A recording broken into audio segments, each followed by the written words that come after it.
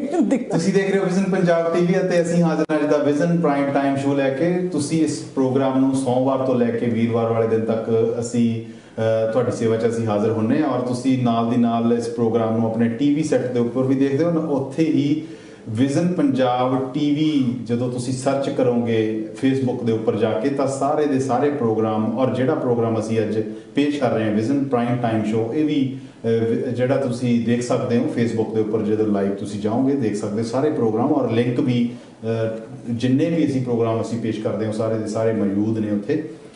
ਔਰ ਇਸ ਪ੍ਰੋਗਰਾਮ ਦਾ ਜੋ ਸਮਾਂ ਹੁੰਦਾ ਉਹ 7 ਤੋਂ 8 ਹੁੰਦਾ ਹੈ ਔਰ 905 790 9099 ਸਟੂਡੀਓ ਦਾ ਨੰਬਰ ਹੈ। ਤੁਸੀਂ ਪ੍ਰੋਗਰਾਮ ਤੋਂ ਬਾਅਦ ਪ੍ਰੋਗਰਾਮ ਦੇ ਦੌਰਾਨ ਜਦੋਂ ਮਰਜ਼ੀ ਕਾਲ ਕਰਕੇ ਕੋਈ ਫੀਡਬੈਕ ਦੇਣੀ ਚਾਹੁੰਦੇ ਆ ਜਾਂ ਕੋਈ ਸਵਾਲ ਪੁੱਛਣਾ ਚਾਹੁੰਦੇ ਆ ਜਾਂ ਜਿੰਨੇ ਅਸੀਂ ਇੱਥੇ ਗੈਸਟ ਲੈ ਕੇ ਆਉਣੇ ਆ ਉਹਨਾਂ ਦਾ ਕੋਈ ਸੰਪਰਕ ਨੰਬਰ ਲੈਣਾ ਚਾਹੁੰਦੇ ਆ ਤਾਂ ਵੀ ਤੁਸੀਂ 905 790 9099 ਦੇ ਉੱਪਰ ਗੱਲ ਕਰਕੇ ਉਹ ਪ੍ਰਾਪਤ ਕਰ ਸਕਦੇ ਆ। ਸੋ ਅਸੀਂ ਕੋਸ਼ਿਸ਼ ਕਰਦੇ ਹਾਂ ਕਿ ਦੋਸਤੋ ਕਿ ਨਵੇਂ ਮਹਿਮਾਨ ਨੂੰ ਨਵੇਂ ਵਿਸ਼ੇ ਨੂੰ ਤੁਹਾਡੇ ਰੂਬਰੂ ਕੀਤਾ ਜਾਵੇ ਤਾਂ ਕਿ ਕੁਝ ਲੋੜੀਂਦੀ ਜਾਣਕਾਰੀ ਜਿਹੜੀ ਕਿ ਆਥੈਂਟਿਕ ਜਾਣਕਾਰੀ ਆ ਤੁਹਾਡੇ ਰੂਬਰੂ ਹੋ ਸਕੇ, ਤੁਹਾਡੇ ਤੱਕ ਪਹੁੰਚਦੀ ਹੋ ਸਕੇ। ਇਹੀ ਸਾਡਾ ਵਿਜ਼ਨ ਪੰਜਾਬ ਟੀਵੀ ਦੀ ਟੀਮ ਦਾ ਮਕਸਦ ਹੈ ਔਰ ਇਸ ਪਲੇਟਫਾਰਮ ਤੋਂ ਅਸੀਂ ਕੋਸ਼ਿਸ਼ ਕਰਾਂਗੇ ਕਿ ਜਿੰਨਾ ਵੀ ਹੋ ਸਕੇ ਆਥੈਂਟਿਕ ਔਰ ਸਹੀ ਜਾਣਕਾਰੀ ਤੁਹਾਡੇ ਤੱਕ ਪਹੁੰਚਦੀ ਹੋਵੇ। ਸੋ ਇਸੇ ਲੜੀ ਦੇ ਵਿੱਚ ਜਾਣਕਾਰੀ ਦੇ ਤਹਿਤ ਜੋ ਇਮੀਗ੍ਰੇਸ਼ਨ ਨੂੰ ਲੈ ਕੇ ਕੋਵਿਡ-19 ਦੇ ਦੌਰਾਨ ਕੋਵਿਡ-19 ਨੇ ਜਿਵੇਂ ਕਿ ਜਦੋਂ ਅਸੀਂ ਗੱਲ ਕਰਦੇ ਹਾਂ ਕਰੋਨਾ ਮਹਾਮਾਰੀ ਦੀ ਤਾਂ ਪੂਰੀ ਦੁਨੀਆ ਦੇ ਵਿੱਚ ਇੱਕ ਇਹ ਕਹਿ ਲਓ ਕਿ ਪਲਟਾ ਮਾਰ ਕੇ ਰੱਖਤਾ, ਤਹਿਸ ਨਹਿਸ ਕਰਕੇ ਰੱਖਤਾ। ਚਾਹੇ ਕੋਈ ਬਿਜ਼ਨਸ ਹੋਣ, ਚਾਹੇ ਉਹ ਜ਼ਿੰਦਗੀ ਹੋਵੇ ਤੇ ਚਾਹੇ ਜੀਵ ਜੰਤੂਆਂ ਦੀ ਗੱਲ ਕਰੀਏ ਵੀ ਉਹ ਇਕੱਲੇ ਮਨੁੱਖਾਂ ਦੀ ਨਹੀਂ, ਜੀਵ ਜੰਤੂਆਂ ਉੱਪਰ ਵੀ ਇਸ ਚੀਜ਼ ਦਾ ਅਸਰ ਪਿਆ।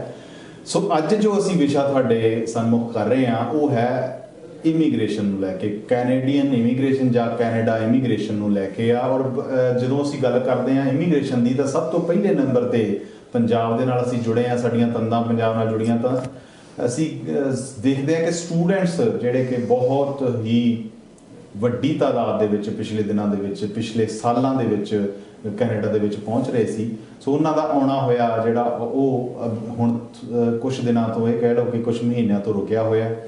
ਔਰ ਬਹੁਤ ਸਾਰੇ ਸਟੂਡੈਂਟਸ ਹੈ ਜਿਨ੍ਹਾਂ ਨੇ ਮਾਰਚ ਤੋਂ ਪਹਿਲਾਂ ਆਈਲੈਟਸ ਕਲੀਅਰ ਕਰ ਲਿਆ ਸੀ ਔਰ ਚੰਗੇ ਬੈਂਡ ਵੀ ਲਏ ਹੋਏ ਆ। ਉਹ ਕੋਸ਼ਿਸ਼ ਕਰ ਰਹੇ ਆ ਕਿਸੇ ਤਰੀਕੇ ਨਾਲ ਅਪਰੋਚ ਕਰ ਰਹੇ ਆ ਕਿ ਸਾਨੂੰ ਪਤਾ ਲੱਗੇ ਕਿ ਕਦੋਂ ਸਕੂਲ ਜਾਂ ਕਾਲਜਸ ਓਪਨ ਹੋਣੇ ਆ ਤਾਂ ਅਸੀਂ ਆਪਣੀ ਐਡਮਿਸ਼ਨ ਕਰਵਾਈਏ ਤੇ ਸਾਨੂੰ ਜਿਹੜੀ ਹੈ ਉਹ ਵੀਜ਼ਾ ਮਿਲੇ, ਸਾਨੂੰ ਫਲਾਈਟ ਮਿਲੇ ਤੇ ਅਸੀਂ ਕੈਨੇਡਾ ਜਾਈਏ। ਕਿਉਂਕਿ ਹਰੇਕ ਦਾ ਆਪਣੇ ਇੱਕ ਸੁਪਨਾ ਹੁੰਦਾ ਬੱਚਿਆਂ ਦਾ ਵੀ ਪੇਰੈਂਟਸ ਦਾ ਵੀ ਕਿ ਕੈਨੇਡਾ ਦੇ ਵਿੱਚ ਜਾ ਕੇ ਸੈਟਲ ਹੋ ਜਾਈਏ।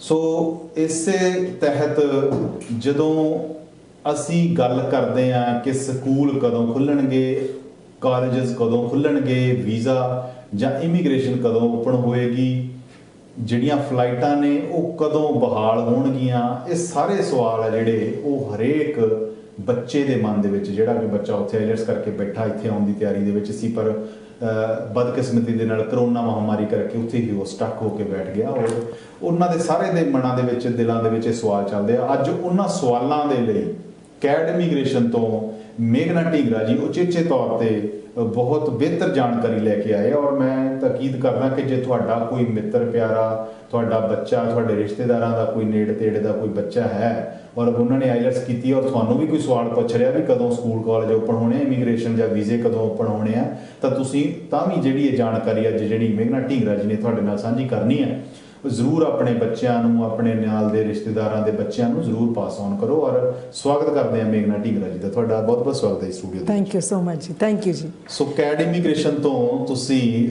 ਲੰਮੇ ਸਮੇਂ ਤੋਂ ਔਰ ਇੱਕ ਹੋਰ ਵੱਡੇ ਲੈਵਲ ਤੇ ਇੱਕ ਤਜਰਬਾ ਤੁਹਾਡਾ ਕਿ ਤੁਸੀਂ ਸੇਵਾਵਾਂ ਦਿੰਦੇ ਹੋ, ਸਰਵਿਸਿਜ਼ ਦਿੰਦੇ ਹੋ। ਹਾਂਜੀ ਹਾਂਜੀ। ਔਰ ਪਿਛਲੇ ਦਿਨਾਂ ਦੇ ਵਿੱਚ ਵੀ ਮੈਨੂੰ ਲੱਗਦਾ ਕਿ 3 ਮਹੀਨੇ ਪਹਿਲਾਂ ਅਸੀਂ ਪ੍ਰੋਗਰਾਮ ਕੀਤਾ ਸੀ ਔਰ ਜਦੋਂ ਇਹ ਕਰੋਨਾ ਮਹਾਮਾਰੀ ਦਾ ਬੜਾ ਦੌਰ ਸ਼ੁਰੂ ਹੋਇਆ ਸੀ। ਬਿਲਕੁਲ ਬਿਲਕੁਲ ਜੀ। ਤੇ ਉਦੋਂ ਵੀ ਇਹੀ ਸਵਾਲ ਸਾਡੇ ਮਨਾਂ ਦੇ ਵਿੱਚ ਖਟਕ ਰਹੇ ਸੀ, ਜ਼ਿਹਨ ਦੇ ਵਿੱਚ ਖਟਕ ਰਹੇ ਸੀ ਔਰ ਸਾਡੇ ਦਰਸ਼ਕਾਂ ਦੇ ਵਿੱਚ ਵੀ ਇਹੀ ਸੀ ਕਿ ਵੀ ਕਦੋਂ ਇਹ ਸਾਰਾ ਕੁਝ ਸੈਟਲ ਡਾਊਨ ਹੋਣਾ ਔਰ ਕਦੋਂ ਸਾਡੇ ਬੱਚਿਆਂ ਨੂੰ ਜਿਹੜਾ ਵੀਜ਼ਾ ਮਿਲਣਾ ਹੈ। ਹਾਂਜੀ। ਤਾਂ ਅੱਜ ਜੋ ਅਸੀਂ ਸਪੈਸੀਫਿਕ ਜਿਹੜੀ ਗੱਲ ਕਰਨੀ ਆ ਮੈਂ ਉਹ ਕਹਿਣਾ ਕਿ ਵੀ ਬੱਚਿਆਂ ਦੇ ਰਿਲੇਟਡ ਕਾਲਜਸ ਦੇ ਨਾਲ ਰਿਲੇਟਡ ਫਲਾਈਟ ਦੇ ਨਾਲ ਇਮੀਗ੍ਰੇਸ਼ਨ ਦੇ ਨਾਲ ਉਹ ਸਾਰੀਆਂ ਅੱਜ ਸਾਡੇ ਸਵਾਲ ਜਿਹੜੇ ਆ ਆਪਾਂ ਸ਼ੇਅਰ ਕਰਾਂਗੇ। ਤੇ ਇੱਕ ਜਿਹੜਾ ਕਾਫੀ ਇਹ ਕਹਿ ਲਓ ਕਿ ਵੀ ਚੌਖਟੇ ਦੇ ਵਿੱਚ ਰੱਖ ਕੇ ਮੇਨ ਸਟ੍ਰੀਮ ਮੀਡੀਆ ਦੇ ਉੱਪਰ ਵੀ ਉਹਦੀ ਕਾਫੀ ਚਰਚਾ ਹੋ ਰਹੀ ਹੈ LMIA ਫਰਾਡ ਦੀ। ਸੋ ਉਹ ਫਰਾਡ ਦੀ ਵੀ ਅੱਜ ਜ਼ਿਕਰ ਕਰਾਂਗੇ, ਗੱਲ ਕਰਾਂਗੇ। ਸੋ ਸ਼ੁਰੂ ਕਰਦੇ ਹਾਂ ਆਪਾਂ ਕੈਡ ਇਮੀਗ੍ਰੇਸ਼ਨ ਦੀਆਂ ਸਰਵਿਸਿਜ਼ ਤੋਂ। ਮੋਟੇ ਤੌਰ ਤੇ ਦਰਸ਼ਕਾਂ ਨੂੰ ਇਹ ਦੱਸ ਦਿਓ ਕਿ ਸੰਖੇਪ ਦੇ ਵਿੱਚ ਵੀ ਤੁਸੀਂ ਕਿਹੜੀਆਂ ਸਰਵਿਸਿਜ਼ ਜਿਹੜੀਆਂ ਮੁਹੱਈਆ ਕਰਵਾਉਣੇ ਆ, ਨਾਲ ਦੀ ਨਾਲ ਲੱਗਦੇ ਹੱਥ ਆਪਣਾ ਫੋਨ ਨੰਬਰ ਵੀ ਦੱਸਿਓ। ਡੈਫੀਨਿਟਲੀ ਜੀ, ਦੇਖੋ ਕੈਡ ਇਮੀਗ੍ਰੇਸ਼ਨ ਤੁਹਾਡਾ ਸਟੱਡੀ ਪਰਮਿਟ, PR, ਤੁਹਾਡਾ ਵਰਕ ਪਰਮਿਟ, ਆਪਣਾ ਸਪਾਊਜ਼ਲ ਦੇ ਰਿਲੇਟਡ ਜਿਸ ਤਰ੍ਹਾਂ ਹੁੰਦੇ ਨੇ, ਕੋਈ ਰਿਫਿਊਜੀ ਕੇਸਿਸ, ਫੈਮਿਲੀ ਸਪਾਂਸਰਸ਼ਿਪ, ਸੋ ਆਲਮੋਸਟ ਹਰ ਤਰ੍ਹਾਂ ਦੇ ਸਾਡੇ ਕੋਲ ਹੈਗੇ ਨੇ ਕੇਸਿਸ ਆਉਂਦੇ ਨੇ। ਔਰ ਮੇਰਾ ਆਫਿਸ ਬ੍ਰੈਂਪਟਨ 'ਚ ਵੀ ਹੈਗਾ ਵੇ। ਇੰਡੀਆ 'ਚ ਬਿਕੋਜ਼ ਆਫ ਕੋਵਿਡ ਹਲੇ ਬੰਦ ਹੈਗਾ ਵੇ, ਲੇਕਿਨ ਮੇਰੇ ਕੋਲ ਹਲੇ ਉੱਥੇ ਵੀ ਏਜੰਟਸ ਨੇ, ਤੁਸੀਂ ਉੱਥੇ ਵੀ ਕੰਟੈਕਟ ਕਰ ਸਕਦੇ ਹੋ ਉਹਨਾਂ ਨੂੰ। ਔਰ ਮੇਰਾ ਨੰਬਰ ਇੱਥੋਂ ਦਾ ਹੈਗਾ ਹੈ 2898015048 299-801-5048। ਤੁਸੀਂ ਮੈਨੂੰ ਕਦੇ ਵੀ ਕਾਲ ਕਰ ਸਕਦੇ ਹੋ 2898015048 ਜੀ। ਸੋ ਦਰਸ਼ਕੋ, ਮੈਂ ਤੁਹਾਨੂੰ ਆਪਣੇ ਵੱਲੋਂ ਔਰ ਵਿਜ਼ਨ ਪੰਜਾਬ ਦੇ ਇਸ ਮੰਚ ਵੱਲੋਂ ਵੀ ਅਪੀਲ ਕਰਦਾ ਕਿ ਤੁਸੀਂ ਕਿਸੇ ਕਿਸਮ ਦਾ ਤੁਹਾਡੇ ਜ਼ਿਹਨ 'ਚ ਕੋਈ ਇਮੀਗ੍ਰੇਸ਼ਨ ਨਾਲ ਸੰਬੰਧਿਤ ਸਵਾਲ ਹੋਇਆ ਤਾਂ ਤੁਸੀਂ 905-790-9099 ਦੇ ਉੱਪਰ ਕਾਲ ਕਰਕੇ ਬਿਲਕੁਲ ਲਾਈਵ ਤੁਸੀਂ ਹੁਣੀ ਪੁੱਛ ਸਕਦੇ ਹੋ। ਔਰ ਤੁਸੀਂ ਇੱਕ ਨਾਲ ਦੀ ਨਾਲ ਮੈਂ ਤੁਹਾਨੂੰ ਹੋਰ ਵੀ ਇਹ ਦੱਸਣਾ ਚਾਹਣਾ ਕਿ ਤੁਸੀਂ ਵਿਜ਼ਨ ਪੰਜਾਬ ਦਾ ਹਵਾਲਾ ਦੇ ਕੇ ਜਦੋਂ ਤੁਸੀਂ ਮੇਘਨਾ ਢੀਂਗਰਾ ਜੀ ਨਾਲ ਗੱਲ ਕਰੋਗੇ ਨਾ, ਤਾਂ ਤੁਹਾਨੂੰ ਇਹ ਫ੍ਰੀ ਕੰਸਲਟੈਂਟ ਦੇਣਗੇ ਔਰ ਉਹਦੀ ਕੋਈ ਫੀਸ ਨਹੀਂ ਹੋਏਗੀ। ਤੁਸੀਂ ਜਦੋਂ ਮਰਜ਼ੀ ਇਹਨਾਂ ਨੂੰ ਕਾਲ ਕਰਕੇ ਮੈਸੇਜ ਕਰਕੇ ਪੁੱਛ ਲਓ ਵੀ ਕਦੋਂ ਕਿਹੜੇ ਟਾਈਮ ਅਸੀਂ ਤੁਹਾਡੇ ਨਾਲ ਗੱਲ ਕਰੀਏ। ਸੋ ਤੁਸੀਂ ਫ੍ਰੀ ਦੇ ਵਿੱਚ ਇਹਨਾਂ ਨਾਲ ਗੱਲ ਕਰਕੇ ਸਾਰੀ ਤੁਹਾਡੇ ਆਪਣੀ ਸਿਚੁਏਸ਼ਨ, ਆਪਣੇ ਸਵਾਲ ਬਾਤ ਉਹ ਵੀ ਪੁੱਛ ਸਕਦੇ ਹੋ। ਔਰ ਅੱਜ ਜੇ ਤੁਸੀਂ ਕੋਈ ਸਵਾਲ ਕਰਨਾ ਤਾਂ 905-790-9099 ਤੇ ਕਰਨਾ। ਤੇ ਆਓ ਫਿਰ ਚਰਚਾ ਕਰਦੇ ਹਾਂ ਇਮੀਗ੍ਰੇਸ਼ਨ ਨਾਲ ਸੰਬੰਧਿਤ ਸਵਾਲਾਂ ਬਾਰੇ। ਠੀਕ ਹੈ ਜੀ। ਸੋ ਸਟੱਡੀ ਵੀਜ਼ਾ ਨੂੰ ਲੈ ਕੇ ਜਿਵੇਂ ਕਿ ਮੈਂ ਪਹਿਲਾਂ ਅਨਾਉਂਸ ਕੀਤਾ ਕਿ ਬੱਚਿਆਂ ਦੇ ਖਾਸ ਕਰਕੇ ਪੇਰੈਂਟਸ ਦੇ ਜ਼ਿਹਨ ਦੇ ਵਿੱਚ ਹੈ ਕਿ ਵੀ ਆਈਲੈਟਸ ਕਰੀ ਬੈਠੇ ਆ ਬੱਚੇ, ਔਰ ਉਹਨਾਂ ਦਾ ਕਈਆਂ ਦਾ ਤਾਂ ਇਹ ਵੀ ਹੈ ਕਿ ਵੀ ਉਹਨਾਂ ਦਾ ਵੀਜ਼ਾ ਵੀ ਲੱਗ ਗਿਆ ਸੀ ਔਰ 18 ਮਾਰਚ ਤੋਂ ਪਹਿਲਾਂ ਜਿਹੜੇ ਆ ਉਹ ਆਉਣ ਲਈ ਤਿਆਰ ਸੀ। ਪਰ ਇੱਕਦਮ ਜਦੋਂ ਇਹ ਸਾਰਾ ਸਿਸਟਮ ਚੱਲਿਆ, ਕਰੋਨਾ ਮਹਾਮਾਰੀ ਨੇ ਉਹ ਠੱਪ ਕਰਤਾ। ਫਲਾਈਟਸ ਜਿਹੜੀਆਂ ਬਿਲਕੁਲ ਸ਼ਟ ਡਾਊਨ ਹੋ ਗਈਆਂ ਤੇ 에ਅਰਪੋਰਟ ਜਿਹੜੇ ਬੰਦ ਹੋ ਗਏ। ਫਿਰ ਜਿਹੜੀਆਂ ਬੱਚੇ ਬੱਚੀਆਂ ਨੇ ਆਈਲੈਟਸ ਕਰਕੇ ਕੁਝ ਆਪਣਾ ਹੀ ਸੋਚਿਆ ਹੋਇਆ ਸੀ ਕਿ ਅਸੀਂ ਜਿਹੜੇ ਕਾਲਜਸ ਚੂਜ਼ ਕਰਨੇ ਆ, ਉਹ ਵੀ ਸਾਰੇ ਦਾ ਸਾਰਾ ਰੁਕ ਗਿਆ ਸਭ ਕੁਝ। ਅੱਜ ਦੀ ਡੇਟ 'ਚ ਗੱਲ ਕਰੀਏ, ਬਿਲਕੁਲ ਅਪਡੇਟ ਕਰੀਏ, ਕੀ ਸੀਨ ਹੈ ਇਹ ਕਾਲਜਸ ਦਾ ਔਰ ਵੀਜ਼ਾ ਦਾ ਤੇ ਔਰ ਸਾਰੀਆਂ ਫਲਾਈਟਸ ਦਾ? ਦੇਖੋ, ਜਿਨ੍ਹਾਂ ਮੋਟਾ ਤੁਹਾਨੂੰ ਦੱਸਦੀ ਹੈ ਕਿ ਜਿਨ੍ਹਾਂ ਦੇ ਤੇ 18 ਮਾਰਚ ਤੋਂ ਪਹਿਲੇ ਜਿਨ੍ਹਾਂ ਦੇ ਵੀਜ਼ੇ ਅਪਰੂਵ ਹੋ ਗਏ ਹੋਏ ਨੇ, ਠੀਕ ਹੈ, ਹਾਂ ਟਰੈਵਲ ਰਿਸਟ੍ਰਿਕਸ਼ਨਸ ਹੈਗੀਆਂ ਨੇ ਹਲੇ। ਔਰ ਉਹਦੇ ਰਿਲੇਟਡ ਮੈਂ ਹੀ ਕਹਾਂਗੀ ਕਿ ਨਿਊਜ਼ ਵਿੱਚ ਵੀ ਆ ਰਿਹਾ ਕਿ ਕੈਨੇਡਾ ਇਜ਼ ਅ ਵੈਰੀ ਕਹਿੰਦੇ ਖੁਸ਼ਹਾਲ ਕੰਟਰੀ ਔਰ ਬਹੁਤ ਹੀ ਇਹਨੇ ਹੈਲਪ ਕੀਤੀ ਹੈ ਇਸ ਕੋਵਿਡ ਦੇ ਅੰਦਰ ਆ ਕੇ। ਅਸੀਂ ਨਿਊਜ਼ ਵਿੱਚ ਹਰ ਪਾਸੇ ਸੁਣਦੇ ਪਏ ਹਾਂ। ਤੇ ਇੱਥੋਂ ਦੇ ਕਾਲਜਸ ਨੇ ਇਹ ਕਰ ਦਿੱਤਾ ਹੈ ਕਿ ਸਭ ਬੱਚਿਆਂ ਨੂੰ, ਜਿਸ ਤਰ੍ਹਾਂ ਸਾਡੇ ਸਕੂਲ ਦੇ ਬੱਚੇ, ਸਾਡੇ ਆਪਣੇ ਬੱਚੇ ਇੱਥੋਂ ਦੇ ਹੈਗੇ ਨੇ, ਉਹਨਾਂ ਨੇ ਸਭ ਦੀ ਜਿਹੜੀ ਐਜੂਕੇਸ਼ਨ ਆਨਲਾਈਨ ਕਰ ਦਿੱਤੀ ਹੈ। ਠੀਕ ਹੈ, ਆਨਲਾਈਨ ਦੇ ਨਾਲ ਉਹ ਕਿਤੇ ਵੀ ਬੈਠੇ ਹੋਣ ਉਹ ਆਪਣੀ ਸਟੱਡੀਜ਼ ਕਰ ਸਕਦੇ ਨੇ। ਠੀਕ ਹੈ, ਇਸ ਦੇ ਉੱਪਰ ਕੈਨੇਡਾ ਨੇ ਇੱਕ ਹੋਰ ਅੱਛੀ ਇਮੀਗ੍ਰੇਸ਼ਨ ਇੱਕ ਹੋਰ ਅੱਛੀ ਚੀਜ਼ ਨਿਕਾਲੀ ਹੈ। ਉਹਨਾਂ ਨੇ ਸਟੱਡੀ ਪਰਮਿਟ ਨੂੰ 2 ਹਿੱਸਿਆਂ 'ਚ ਡਿਵਾਈਡ ਕਰਤਾ ਹੁਣ। ਅੱਛਾ, ਇਹ ਹੁਣ ਹੈਗੇ ਨੇ 18 ਮਾਰਚ ਤੋਂ ਬਾਅਦ ਵਾਲੇ ਬੱਚਿਆਂ ਦੀ। ਠੀਕ ਹੈ, ਜੇ ਹੋਇਆ ਵੀ ਅਪਰੂਵ ਹੋਇਆ ਉਦੋਂ ਵੀ ਔਰ ਉਸ ਤੋਂ ਬਾਅਦ ਵਾਲਿਆਂ ਦਾ ਵੀ। ਜਿਨ੍ਹਾਂ ਤੇ ਅਪਰੂਵ ਹੋ ਗਿਆ ਉਹ ਹੱਲੇ ਵੀ ਟਰੈਵਲ ਕਰ ਸਕਦੇ ਨੇ। ਤਾਂ ਪਹਿਲੇ ਮੈਂ ਇਸ ਗੱਲ ਦੱਸਦੀ ਹਾਂ, 18 ਮਾਰਚ ਤੋਂ ਪਹਿਲਾਂ ਵਾਲੇ ਜਿਹੜੇ ਜਿਹਨਾਂ ਦਾ ਅਪਰੂਵ ਹੋ ਚੁੱਕਾ, ਹਾਂਜੀ, ਉਹ ਟਰੈਵਲ ਕਰ ਸਕਦੇ ਆ, ਉਹ ਟਰੈਵਲ ਕਰ ਸਕਦੇ ਨੇ। ਇਹਦੀ ਮੈਂ ਹੁਣ ਦੱਸਦੀ ਕਿ ਰੀਸੈਂਟਲੀ ਨਿਊਜ਼ ਇਹੀ ਆਈ ਹੈ, ਅਪਡੇਟ ਅੱਜ ਹੀ ਆਈ ਹੈ ਕਿ ਇਮੀਗ੍ਰੇਸ਼ਨ ਵਾਲੇ ਮਿਨਿਸਟਰ ਨੇ ਇਹੀ ਲੈਟਰ ਆਈ ਹੈ, ਉਹ ਪੋਸਟ ਮਤਲਬ ਆਈ ਹੈ ਕਿ ਉਹ ਹਲੇ ਪਬਲਿਕ ਦੀ ਡਿਟੇਲਸ ਲੈ ਕੇ, ਪਬਲਿਕ ਹੈਲਥ ਦੀਆਂ, CBSE ਦੀਆਂ, ਹਰ ਪਾਸੋਂ ਗੱਲ ਕਰਕੇ ਉਹ ਕਰ ਰਹੇ ਨੇ ਕਿ ਜਿਹੜੇ ਬੱਚੇ ਇੱਥੇ ਆ ਕੇ ਪੜ੍ਹਨਾ ਚਾਹਣ ਉਹ ਆ ਸਕਦੇ। ਉਹਦੇ ਪਿੱਛੇ ਰੀਜ਼ਨ ਕੀ ਹੈ? ਕਿਉਂਕਿ ਮੇਰੇ ਕੋਲ ਹਾਂਜੀ ਚਰਚਾ ਕਰਦੇ ਹਾਂ। ਤੁਸੀਂ ਇਸੇ ਨੂੰ ਲੜੀ ਨੂੰ ਆਪਾਂ ਅੱਗੇ ਡੈਫੀਨਿਟਲੀ ਜੀ। ਸਤਿ ਸ਼੍ਰੀ ਅਕਾਲ ਜੀ, ਸਵਾਗਤ ਹੈ ਜੀ ਤੁਹਾਡਾ ਪ੍ਰੋਗਰਾਮ ਦੇ ਵਿੱਚ। ਜੀ ਸਤਿ ਸ਼੍ਰੀ ਅਕਾਲ ਜੀ, ਸਵਾਗਤ ਹੈ ਜੀ ਤੁਹਾਡਾ ਪ੍ਰੋਗਰਾਮ ਦੇ ਵਿੱਚ।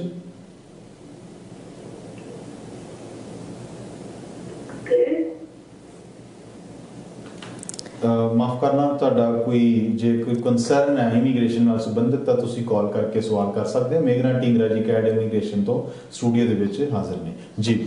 ਅੱਛਾ, ਤੇ ਉਹਦੇ ਵਿੱਚ ਸਿਨੈਰੀਓ ਕਿ ਜਿਸ ਤਰ੍ਹਾਂ ਮੈਂ ਤੁਹਾਨੂੰ ਕੇਸ ਦੱਸ ਰਹੀ ਕਿ ਜਿਸ ਤਰ੍ਹਾਂ ਮੇਰੇ ਕੋਲ ਰੀਸੈਂਟਲੀ ਇੱਕ ਫੈਮਿਲੀ ਵੀ ਆਈ ਹੈ ਕਿ ਉਹਨਾਂ ਦਾ ਬੱਚੇ ਦਾ ਸਟੱਡੀ ਪਰਮਿਟ ਅਪਰੂਵ ਹੈ। ਉਹਨੇ ਮਈ ਵਿੱਚ ਆਪਣਾ ਸੈਸ਼ਨ ਸਟਾਰਟ ਕਰਨਾ ਸੀਗਾ, ਲੇਕਿਨ ਜਦੋਂ ਸਭ ਕੁਝ ਬੰਦ ਹੋ ਗਿਆ, ਕਾਲਜਸ ਯੂਨੀਵਰਸਿਟੀ ਸਕੂਲ ਸਭ ਬੰਦ ਹੋ ਗਏ, ਤੇ ਕਾਲਜ ਵਾਲਾ ਨਹੀਂ ਉਸ ਦੀ ਸਟਾਰਟ ਨੂੰ ਅਗਸਤ 31 ਤੱਕ ਉਹਨੂੰ ਡੈਫਰ ਕਰ ਦਿੱਤਾ ਜੀ। ਠੀਕ ਹੈ, ਉਹਦਾ ਸਟੱਡੀ ਪਰਮਿਟ ਅਪਰੂਵ ਹੋਇਆ ਹੈ, ਹੁਣ ਉਹ ਆਣਾ ਚਾਹ ਰਿਹਾ ਹੈ। ਰੀਜ਼ਨ ਕੀ ਹੈ? ਅੱਜ ਗੱਲ ਦੇਖ ਲਓ ਜੀ। ਹਾਂਜੀ ਹਾਂਜੀ ਜੀ, ਸਤਿ ਸ਼੍ਰੀ ਅਕਾਲ ਜੀ, ਸਵਾਗਤ ਹੈ ਜੀ ਤੁਹਾਡਾ ਪ੍ਰੋਗਰਾਮ ਦੇ ਵਿੱਚ। ਕੋਈ ਸਵਾਲ ਕਰਨਾ ਚਾਹੁੰਦੇ ਹੋ ਤੁਸੀਂ? ਤੁਹਾਡੀ ਜਾਂ ਤਾਂ ਆਵਾਜ਼ ਬ੍ਰੇਕ ਹੋ ਰਹੀ ਹੈ ਜਾਂ ਕੋਈ ਕਾਰਨ ਕਰਕੇ ਤੁਹਾਡੀ ਆਵਾਜ਼ ਨਹੀਂ ਸਾਡੇ ਤੱਕ ਪਹੁੰਚ ਰਹੀ। ਹੈਲੋ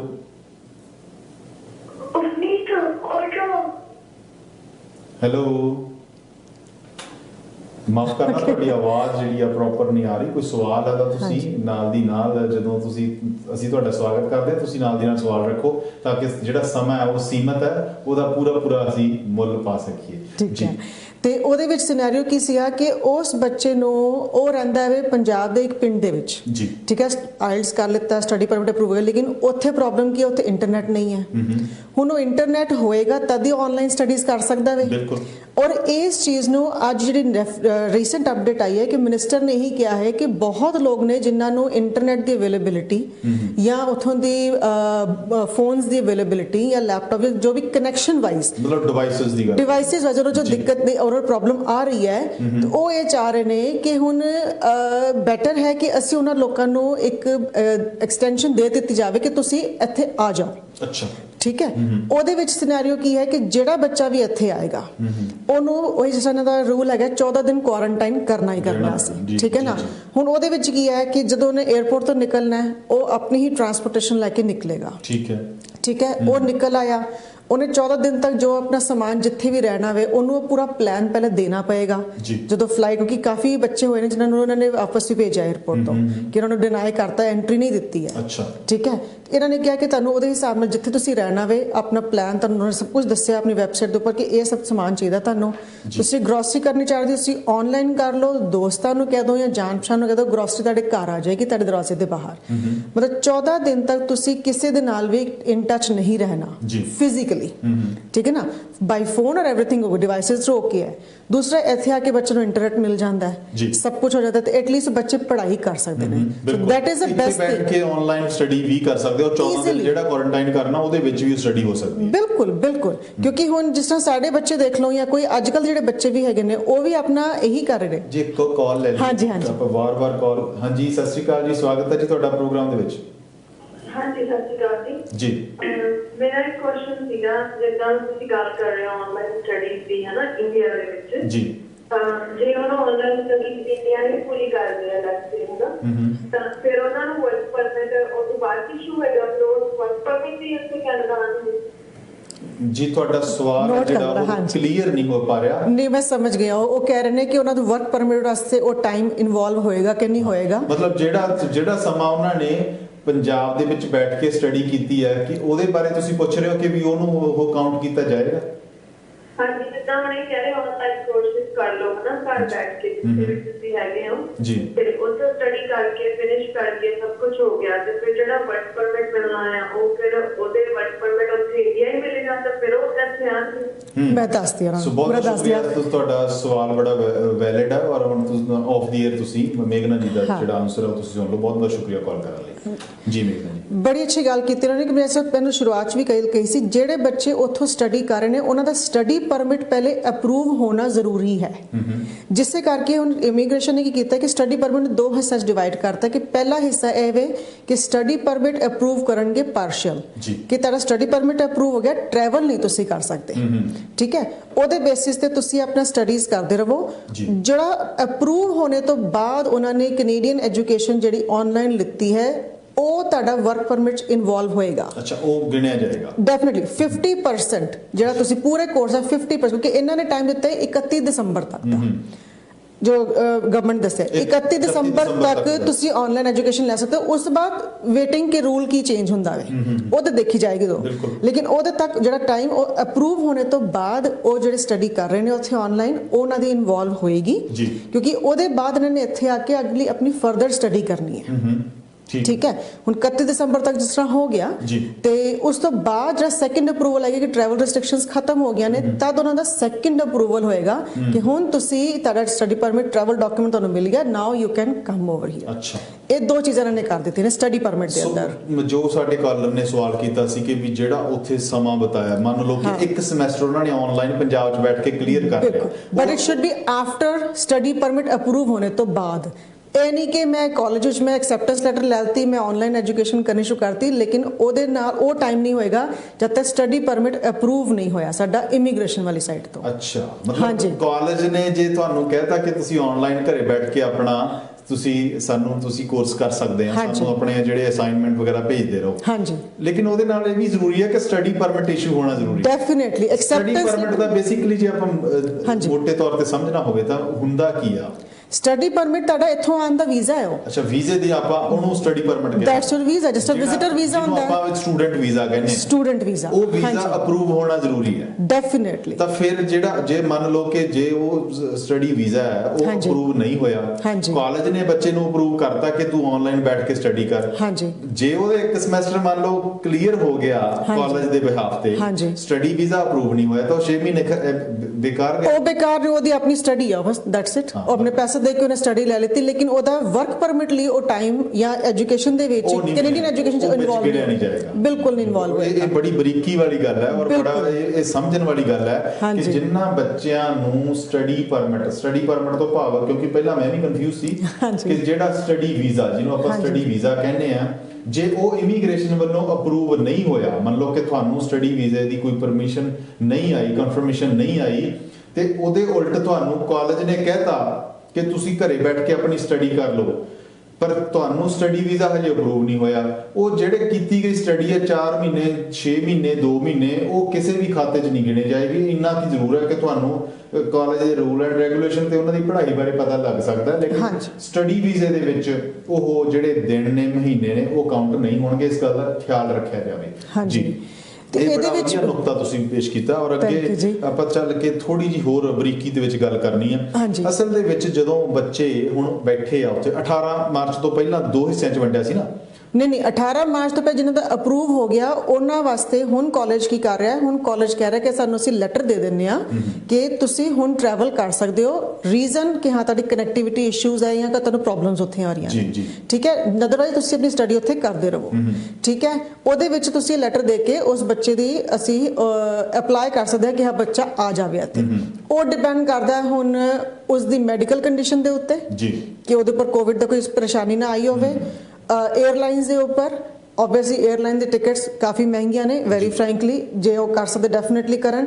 ਔਰ ਇੱਥੇ ਆ ਕੇ CBSE ਜਿਸ ਤਰ੍ਹਾਂ ਨੂੰ ਅਪਰੂਵ ਕਰੇਗਾ ਕਿ ਨਹੀਂ ਕਰੇਗਾ, ਔਰ ਉਸੇ ਵਾਸਤੇ ਹੀ ਅੱਜ ਹੀ ਜਿਹੜੀ ਅਪਡੇਟ ਆਈ ਹੈ ਕਿ ਮਿਨਿਸਟਰ ਕਹਿ ਰਿਹਾ ਕਿ ਉਹਨਾਂ ਨੂੰ ਅਪਰੂਵ ਹਲੇ ਗੱਲ ਚੱਲ ਰਹੀ ਹੈ, ਇਟਸ ਨਾਟ ਰੂਲ ਅਪਰੂਵ ਨਹੀਂ ਹੋਇਆ ਬਟ ਗੱਲ ਚੱਲ ਰਹੀ ਹੈ ਮਿਨਿਸਟਰਸ ਵੱਲੋਂ ਕਿ ਗੱਲ ਹੋ ਜਾਏਗੀ। ਮਤਲਬ ਇਹ ਸਿਰਫ ਇੱਕ ਅਨਾਉਂਸਮੈਂਟ ਆਈ ਹੈ, ਫਾਈਨਲ ਕੋਈ ਅਪਰੂਵਲ ਜਾਂ ਕੋਈ ਹਲੇ ਨਹੀਂ, they are still discussing, but ਉਹ ਕੋਸ਼ਿਸ਼ ਕਰ ਰਹੇ ਕਿ ਬੱਚਿਆਂ ਨੂੰ ਇੱਥੇ ਆ ਜਾਵੇ ਕਿਉਂਕਿ ਕਾਲਜਸ ਵੀ ਪੂਰੀ ਹੈਲਪ ਕਰ ਰਹੇ ਨੇ ਕਿ ਉਹਨਾਂ ਦਾ ਕੰਮ ਹੋ ਜਾਵੇ। ਜਦੋਂ ਮੇਘਨਾ ਜੀ ਹੁਣ ਆਪਾਂ ਜੇ ਓਨਟਾਰੀਓ ਦੀ ਗੱਲ ਕਰੀਏ ਵੀ ਅਸੀਂ ਫੇਸ 3 ਦੇ ਵਿੱਚ ਫੇਸ 3 ਦੇ ਵਿੱਚ ਅਸੀਂ ਐਂਟਰ ਹੋਣ ਜਾ ਰਹੇ ਹਾਂ, ਔਰ ਉਦੋਂ ਜਦੋਂ ਫੇਸ 3 ਦੀ ਗੱਲ ਕਰਦੇ ਆ, ਤੁਹਾਡੇ ਕੋਈ ਜ਼ਿਹਨ 'ਚ ਜਾਂ ਤੁਹਾਡੇ ਤਜਰਬੇ ਦੇ ਨਾਲ ਕੋਈ ਅਪਡੇਟ ਹੋਵੇ ਤਾਂ ਇਮੀਗ੍ਰੇਸ਼ਨ ਦਾ ਓਪਨ ਹੋਣਾ ਜਾਂ ਫਲਾਈਟਸ ਦਾ ਓਪਨ ਹੋਣਾ, ਬਹਾਲ ਹੋਣਾ ਕਿੱਥੋਂ ਤੱਕ ਲੱਗਦਾ ਵੀ ਸੰਭਵ ਹੈ?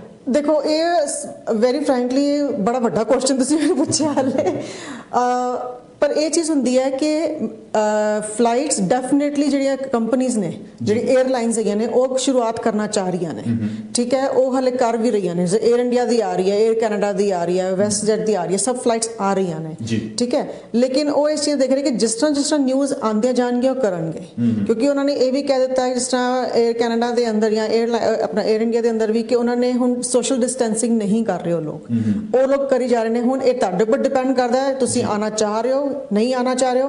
ਹਾਂ, टिकट का ख्याल रखा जाए, टिकट का ख्याल है, मास्क तुहानू पहनना पएगा, सैनिटाइजेशन, ये अपना आप नू साफ रखने की गल है, इस खुद उस तरह कौन है फिर ਆਪਾਂ चर्चा करते हैं जी। सत श्री अकाल जी, स्वागत है जी ਤੁਹਾਡਾ प्रोग्राम ਦੇ ਵਿੱਚ।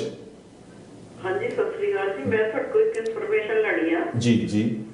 ਜਿੱਦਾਂ ਜਿਹਨਾਂ ਬੱਚਿਆਂ ਦੇ ਵੀਜ਼ੇ ਲੱਗੇ ਹੋਏ ਆ ਹਾਲੇ ਇੰਡੀਆ ਵਿੱਚ ਲੋਕਡਾਊਨ ਕਰਕੇ ਨਹੀਂ ਆ ਸਕੇ ਹਨਾ, ਤੇ ਉਹਨਾਂ ਦੀ ਪਹਿਲਾਂ ਮਈ ਚ ਕਲਾਸਾਂ ਹੋਈਆਂ ਸੀਗੀਆਂ ਜੀ, ਤੇ ਵੀਜ਼ਾ ਦਾ ਮਾਰਚ ਤੋਂ ਪਹਿਲਾਂ ਦਾ ਲੱਗਾ ਹੋਇਆ, ਉਹਦੀ ਅਪ੍ਰੈਲ ਦੀ ਸੀਗੀ ਫਲਾਈਟ ਆਪਣੀ 에ਅਰ ਇੰਡੀਆ ਦੀ, ਠੀਕ ਹੈ। ਉਹ ਐਮਪਲੋਈ ਉਹਨਾਂ ਨੇ ਕਹਾ ਕਹਿੰਦਾ ਵੀ ਤੁਹਾਡਾ ਸੀ ਅਗਸਤ ਵਿੱਚ ਆ ਜਾਂ ਸਤੰਬਰ ਚ ਕਲਾਸਾਂ ਲੱਗਣੀਆਂ, ਠੀਕ ਹੈ। ਤਾਂ ਲੋਕਡਾਊਨ ਤਾਂ ਹਾਲੇ ਵੀ ਨਹੀਂ ਖੁੱਲ ਰਿਹਾ ਹੈਗਾ, ਤੇ ਹੁਣ ਉਹਨਾਂ ਬੱਚਿਆਂ ਵਾਸਤੇ ਕੀ ਆ ਵੀ ਉਹ ਬੱਚੇ ਆ ਸਕਦੇ ਕਿ ਨਹੀਂ ਆ ਸਕਦੇ, ਖਰਚਾ ਬੜਾ ਕੀਤਾ ਹੋਇਆ ਹੈ। ਬਹੁਤ ਸ਼ੁਕਰੀਆ ਕਾਲ ਕਰਨ ਦੇ ਲਈ, ਸਵਾਲ ਵੀ ਬੜਾ ਤੁਸੀਂ ਵੈਲਿਡ ਪੁੱਛਿਆ। ਮੈਂ ਤੁਹਾਡੇ ਤੋਂ ਜਾਣਨਾ ਚਾਹਣਾ ਕਿ ਉਹ ਬੱਚੇ ਦਾ ਵੀਜ਼ਾ ਲੱਗਿਆ ਹੋਇਆ?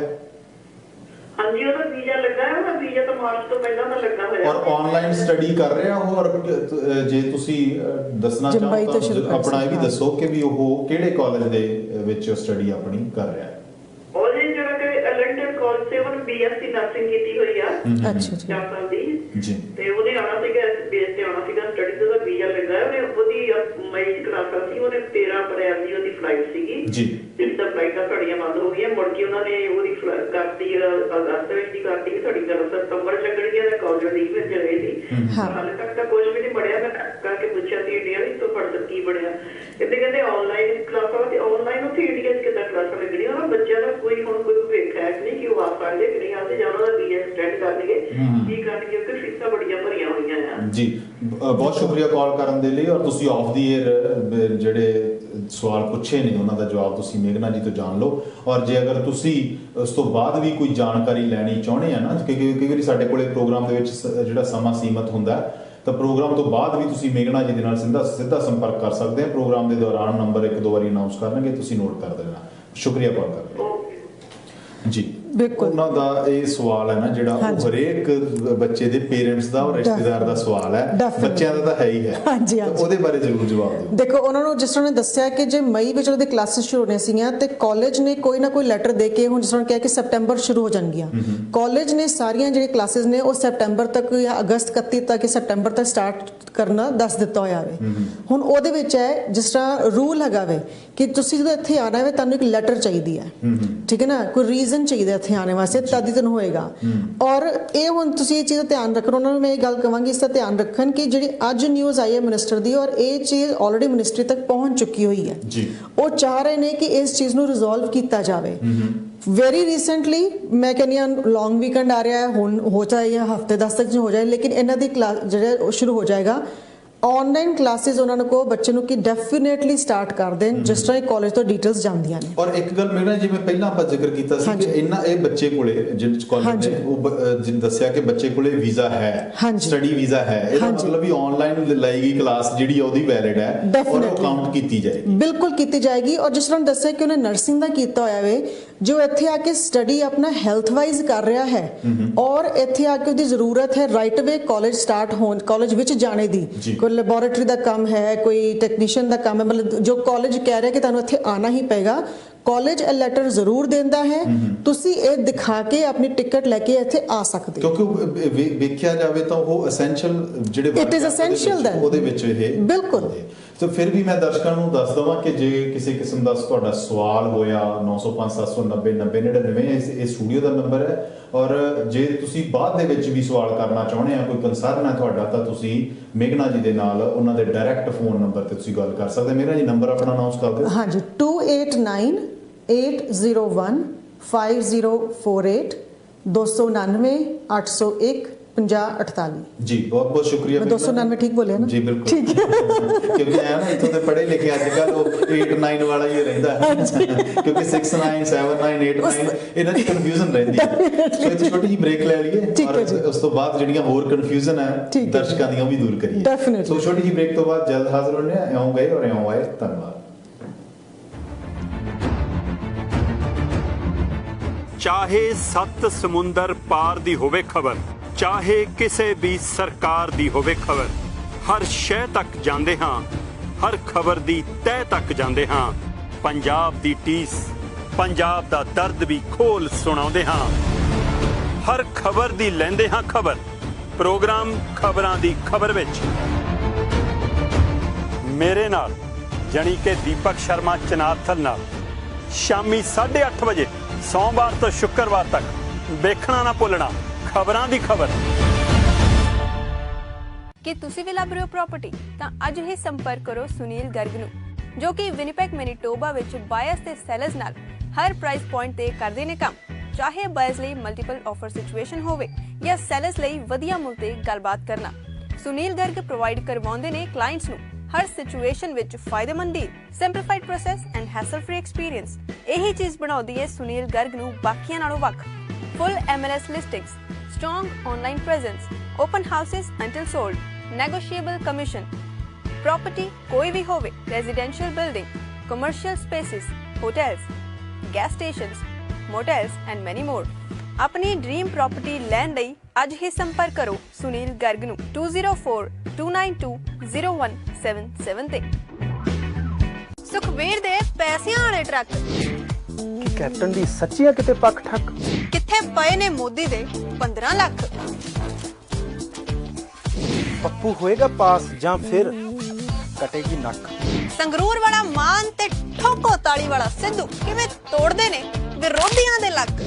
गायकां दे ऊट पटांग गीतां दे असल मायने, कानून दे रखवालियां ते लीडरां ने किथे क्यों ते किवें खिलारी खप।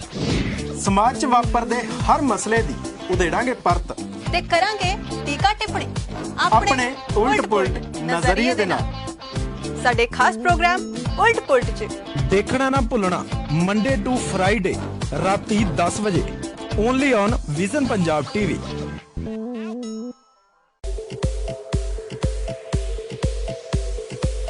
इंडियन कजीन दा स्वाद हुण कैनेडा च। जी हाँ, इंडियन कजीन दा स्वाद मिलेगा विनिपेग मैनीटोबा दे सिर्फ ते सिर्फ clay oven East Indian restaurant दे विच। वो भी किसी एक जगह नहीं बल्कि clay oven East Indian restaurant serves you on 3 locations. For memorable food and exceptional value, you can contact us at. You can also mail us at. सियासत होवे या धर्म, पंजाब वासियां मुताबिक उजाड़ा होण जा रहा है। मुद्दा ओ जो होवे सरगर्म। सिख किसानां दीयां ज़मीनां धक्के नाल कब्जे हेठ ले लियां ने। सियासी लीडरां दे वादियां दा की है सच? ये जो नशा का कम है, जो आम आदमी कहने 4 महीनों मैं खत्म कर दूं, मैं ये 4 हफ्तों के विच लक तोड़ के चल। पुलिस प्रशासन ते सरकार दा भी जाणांगे पा। अवाम नाल जुड़े हर मसले दी करांगे को। आखिर कैप्टन नू अपने बयान तो मुड़ना क्यों पिया? साडी खास पेशकश story of the day Vision special only on Vision Punjab TV.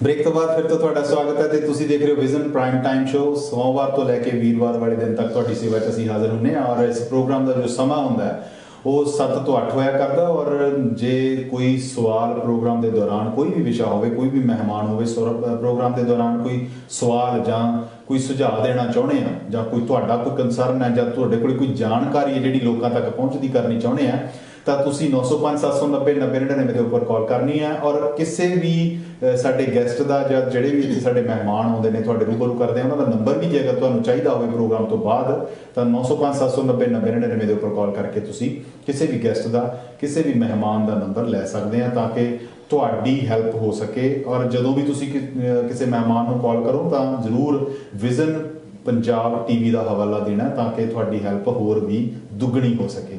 So immigration ਨਾਲ ਸੰਬੰਧਿਤ ਗੱਲਬਾਤ ਹੋ ਰਹੀ ਹੈ ਅੱਜ ਔਰ ਕੈਡ ਇਮੀਗ੍ਰੇਸ਼ਨ ਤੋਂ ਅਜਿਹੇ ਤੌਰ ਤੇ ਸਾਡੇ ਨਾਲ ਮੇਘਨਾ ਢੀਂਗਰਾ ਜੀ ਸਟੂਡੀਓ ਦੇ ਵਿੱਚ ਹਾਜ਼ਰ ਹੋਏ ਆ। ਦੇਰੀ ਨਾ ਕਰਦੇ ਹੋਏ ਆਪਾਂ ਸਵਾਲਾਂ ਦਾ ਜਿਹੜਾ ਸਿਲਸਿਲਾ ਸ਼ੁਰੂ ਕਰਦੇ ਆ ਬੱਚਿਆਂ ਨਾਲ ਸੰਬੰਧਿਤ ਜਿਹੜੇ ਕਿ ਵਿਦਿਆਰਥੀ ਜਿਨ੍ਹਾਂ ਨੇ ਆਈਲੈਟਸ ਕੀਤੀ ਹੈ ਔਰ ਪੰਜਾਬ ਦੇ ਵਿੱਚ ਬੈਠੇ ਆ ਔਰ ਉਹਨਾਂ ਦੇ ਇੱਕ ਜ਼ਿਹਨ ਦੇ ਵਿੱਚ ਜਿਹੜਾ ਸਵਾਲੀਆ ਨਿਸ਼ਾਨ ਬਣਿਆ ਹੋਇਆ ਕਿ ਕਦੋਂ ਜਾਵਾਂਗੇ, ਕਦੋਂ ਸਾਡਾ ਵੀਜ਼ਾ ਆਏਗਾ। ਜਿਨ੍ਹਾਂ ਦਾ ਵੀਜ਼ਾ ਲੱਗਿਆ ਤਾਂ ਉਹ ਸੋਚਦੇ ਆ ਕਿ ਕਦੋਂ ਫਲਾਈਟਸ ਜਿਹੜੀਆਂ ਓਪਨ ਹੋਣਗੀਆਂ। ਉਹ ਸਾਰੇ ਹੀ ਸਵਾਲਾਂ ਦਾ ਜਵਾਬ ਦੇਣ ਦੇ ਲਈ ਅੱਜ ਮੇਘਨਾ ਢੀਂਗਰਾ ਜੀ ਸਟੂਡੀਓ 'ਚ ਹਾਜ਼ਰ ਹੋਇਆ। ਅਗਰ ਤੁਹਾਡਾ ਕੋਈ ਸਵਾਲ ਹੋਇਆ ਨੰਬਰ ਇੱਕੋ ਹੀ ਆ 905-790-9099 ਦੇ ਉੱਪਰ ਕਾਲ ਕਰ ਸਕਦੇ ਹੋ।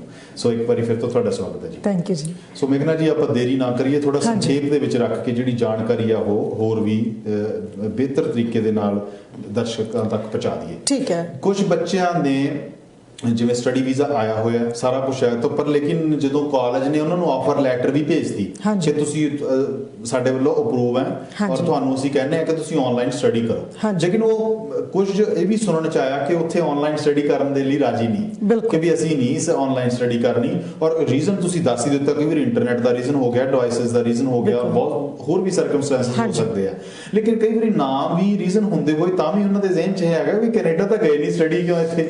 ਤਾਂ ਇਹਦੇ ਲਈ ਕੋਈ ਤੁਸੀਂ ਖਾਸ ਤਜਰਬਾ ਰੱਖਦੇ ਆ ਤਾਂ ਮੈਨੂੰ ਦੱਸੋ, ਵੀ ਦਰਸ਼ਕਾਂ ਨੂੰ ਵੀ ਇਹ ਗੱਲ ਸਾਂਝੀ ਕਰੋ ਕਿ ਜੇ ਉਹ ਆਪਣੇ ਬੈਠ ਕੇ ਉੱਥੇ ਸਟੱਡੀ ਕਰਦੇ ਆ ਤਾਂ ਉਹਨਾਂ ਨੂੰ PR ਦੇ ਵਿੱਚ ਜਾਂ ਵਰਕ ਪਰਮਿਟ ਦੇ ਵਿੱਚ ਉਸ ਦਾ ਫਾਇਦਾ ਹੋ ਸਕਦਾ। ਵੈਸੇ ਤੁਸੀਂ ਦੱਸਿਆ ਕਿ ਉਹ ਕਾਊਂਟ ਹੋਏਗਾ, ਲੇਕਿਨ ਕਿੰਨਾ ਹੋਏਗਾ ਇਹ ਵੀ ਨਾਲ ਦੀ ਨਾਲ ਦੱਸੋ। ਡੈਫੀਨੇਟਲੀ ਦੇਖੋ, ਜਦੋਂ ਉਹਨਾਂ ਦਾ ਸਟੱਡੀ ਪਰਮਿਟ ਅਪਰੂਵ ਹੋ ਗਿਆ, ਉਹਨਾਂ ਦੀ ਆਨਲਾਈਨ ਸਟੱਡੀ ਸ਼ੁਰੂ ਹੋ ਗਈ, ਮੈਂ ਸੰਖੇਪ ਚ ਦੱਸ ਰਹੀ ਹਾਂ, ਉਹ ਟਾਈਮ ਜਿਹੜਾ ਉਹਨਾਂ ਨੇ ਪੜਿਆ ਉਹ ਉਹਨਾਂ ਦਾ ਪੋਸਟ ਗ੍ਰੈਜੂਏਸ਼ਨ ਵਰਕ ਪਰਮਿਟ, ਜੋ ਵਰਕ ਪਰਮਿਟ ਸਾਨੂੰ ਗ੍ਰੈਜੂਏਸ਼ਨ ਤੋਂ ਬਾਅਦ ਮਿਲਦਾ ਵੇ, ਉਸ ਦੇ ਵਿੱਚ ਉਹ ਕਾਊਂਟ ਹੋਏਗਾ ਕਿਉਂਕਿ ਉਹ 31 ਦਸੰਬਰ ਤੱਕ ਗਵਰਨਮੈਂਟ ਨੇ ਕਿਹਾ ਹੈ 31 ਦਸੰਬਰ ਤੱਕ ਉਹਨਾਂ ਨੂੰ ਆਨਲਾਈਨ ਸਟੱਡੀਜ਼ ਮਿਲ ਸਕਦੀਆਂ ਨੇ ਔਰ ਕੰਟੀਨਿਊ ਕਰ ਸਕਦੇ ਨੇ। ਉਸ ਤੋਂ ਬਾਅਦ ਜਦੋਂ ਰੂਲ ਚੇਂਜ ਹੋਏਗਾ, ਜਦੋਂ ਦਸੰਬਰ ਆਏਗੀ, ਉਸ ਤੋਂ ਪਹਿਲੇ ਸਾਨੂੰ ਗਵਰਨਮੈਂਟ ਦੱਸ ਦੇਗੀ ਉਹਦੇ ਵਿੱਚ। ਠੀਕ ਹੈ।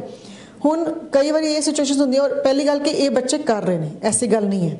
ਜਿਨ੍ਹਾਂ ਨੂੰ ਦਿੱਕਤ ਆ ਰਹੀ ਹੈ ਉਹ ਬੱਚੇ ਆ ਕੇ ਪੁੱਛ ਵੀ ਰਹੇ ਨੇ, ਮਤਲਬ ਰਿਪਲਾਈਜ਼ ਆਉਂਦੇ ਨੇ, ਸਾਨੂੰ ਕਲਾਇੰਟਸ ਆਉਂਦੇ ਨੇ ਕਿ ਉਹਨਾਂ ਕੋਲ ਸਾਡੇ ਡਿਵਾਈਸਿਸ ਦੀ ਪ੍ਰੋਬਲਮ ਹੈ, ਉਹਨਾਂ ਨੂੰ ਲੈਟਰ ਦਿੱਤੀ ਜਾਂਦੀ ਹੈ, ਕਾਲਜ ਵੀ ਲੈਟਰ ਦਿੰਦਾ ਹੈ, ਅਸੀਂ ਵੀ ਲੈਟਰ ਦਿੰਦੇ ਹਾਂ ਕਿ ਭਈਆ ਇਹ ਸਿਨੈਰੀਓ ਹੈਗਾ ਉੱਥੇ। ਜਿਸ ਤਰ੍ਹਾਂ ਕੋਈ ਬੱਚਾ ਸੀਗਾ ਤਾਂ ਜਿਸ ਤਰ੍ਹਾਂ ਪੰਜਾਬ ਵਿੱਚ ਉਹ ਕੋਲ ਲਿਟਰਲੀ ਫੋਨ ਹੈਗਾ, ਔਰ ਫੋਨ ਦੇ ਵਿੱਚ ਪੂਰੀ ਐਪਲੀਕੇਸ਼ਨ, ਪੂਰੀ ਵੈਬਸਾਈਟ ਨਹੀਂ ਖੁੱਲੇਗੀ, ਕੁਝ ਨਹੀਂ ਕਰ ਸਕੇਗਾ ਉਹ, ਨਾ ਪ੍ਰਿੰਟ ਆਊਟ ਨਿਕਲਣਾ, ਨਾ ਕੁਝ ਨਿਕਲਣਾ, ਕੋਈ ਆਨਲਾਈਨ ਕੁਝ ਡਾਕੂਮੈਂਟ ਵੀ ਲਿਖ ਨਹੀਂ ਸਕਦਾ ਉਹ।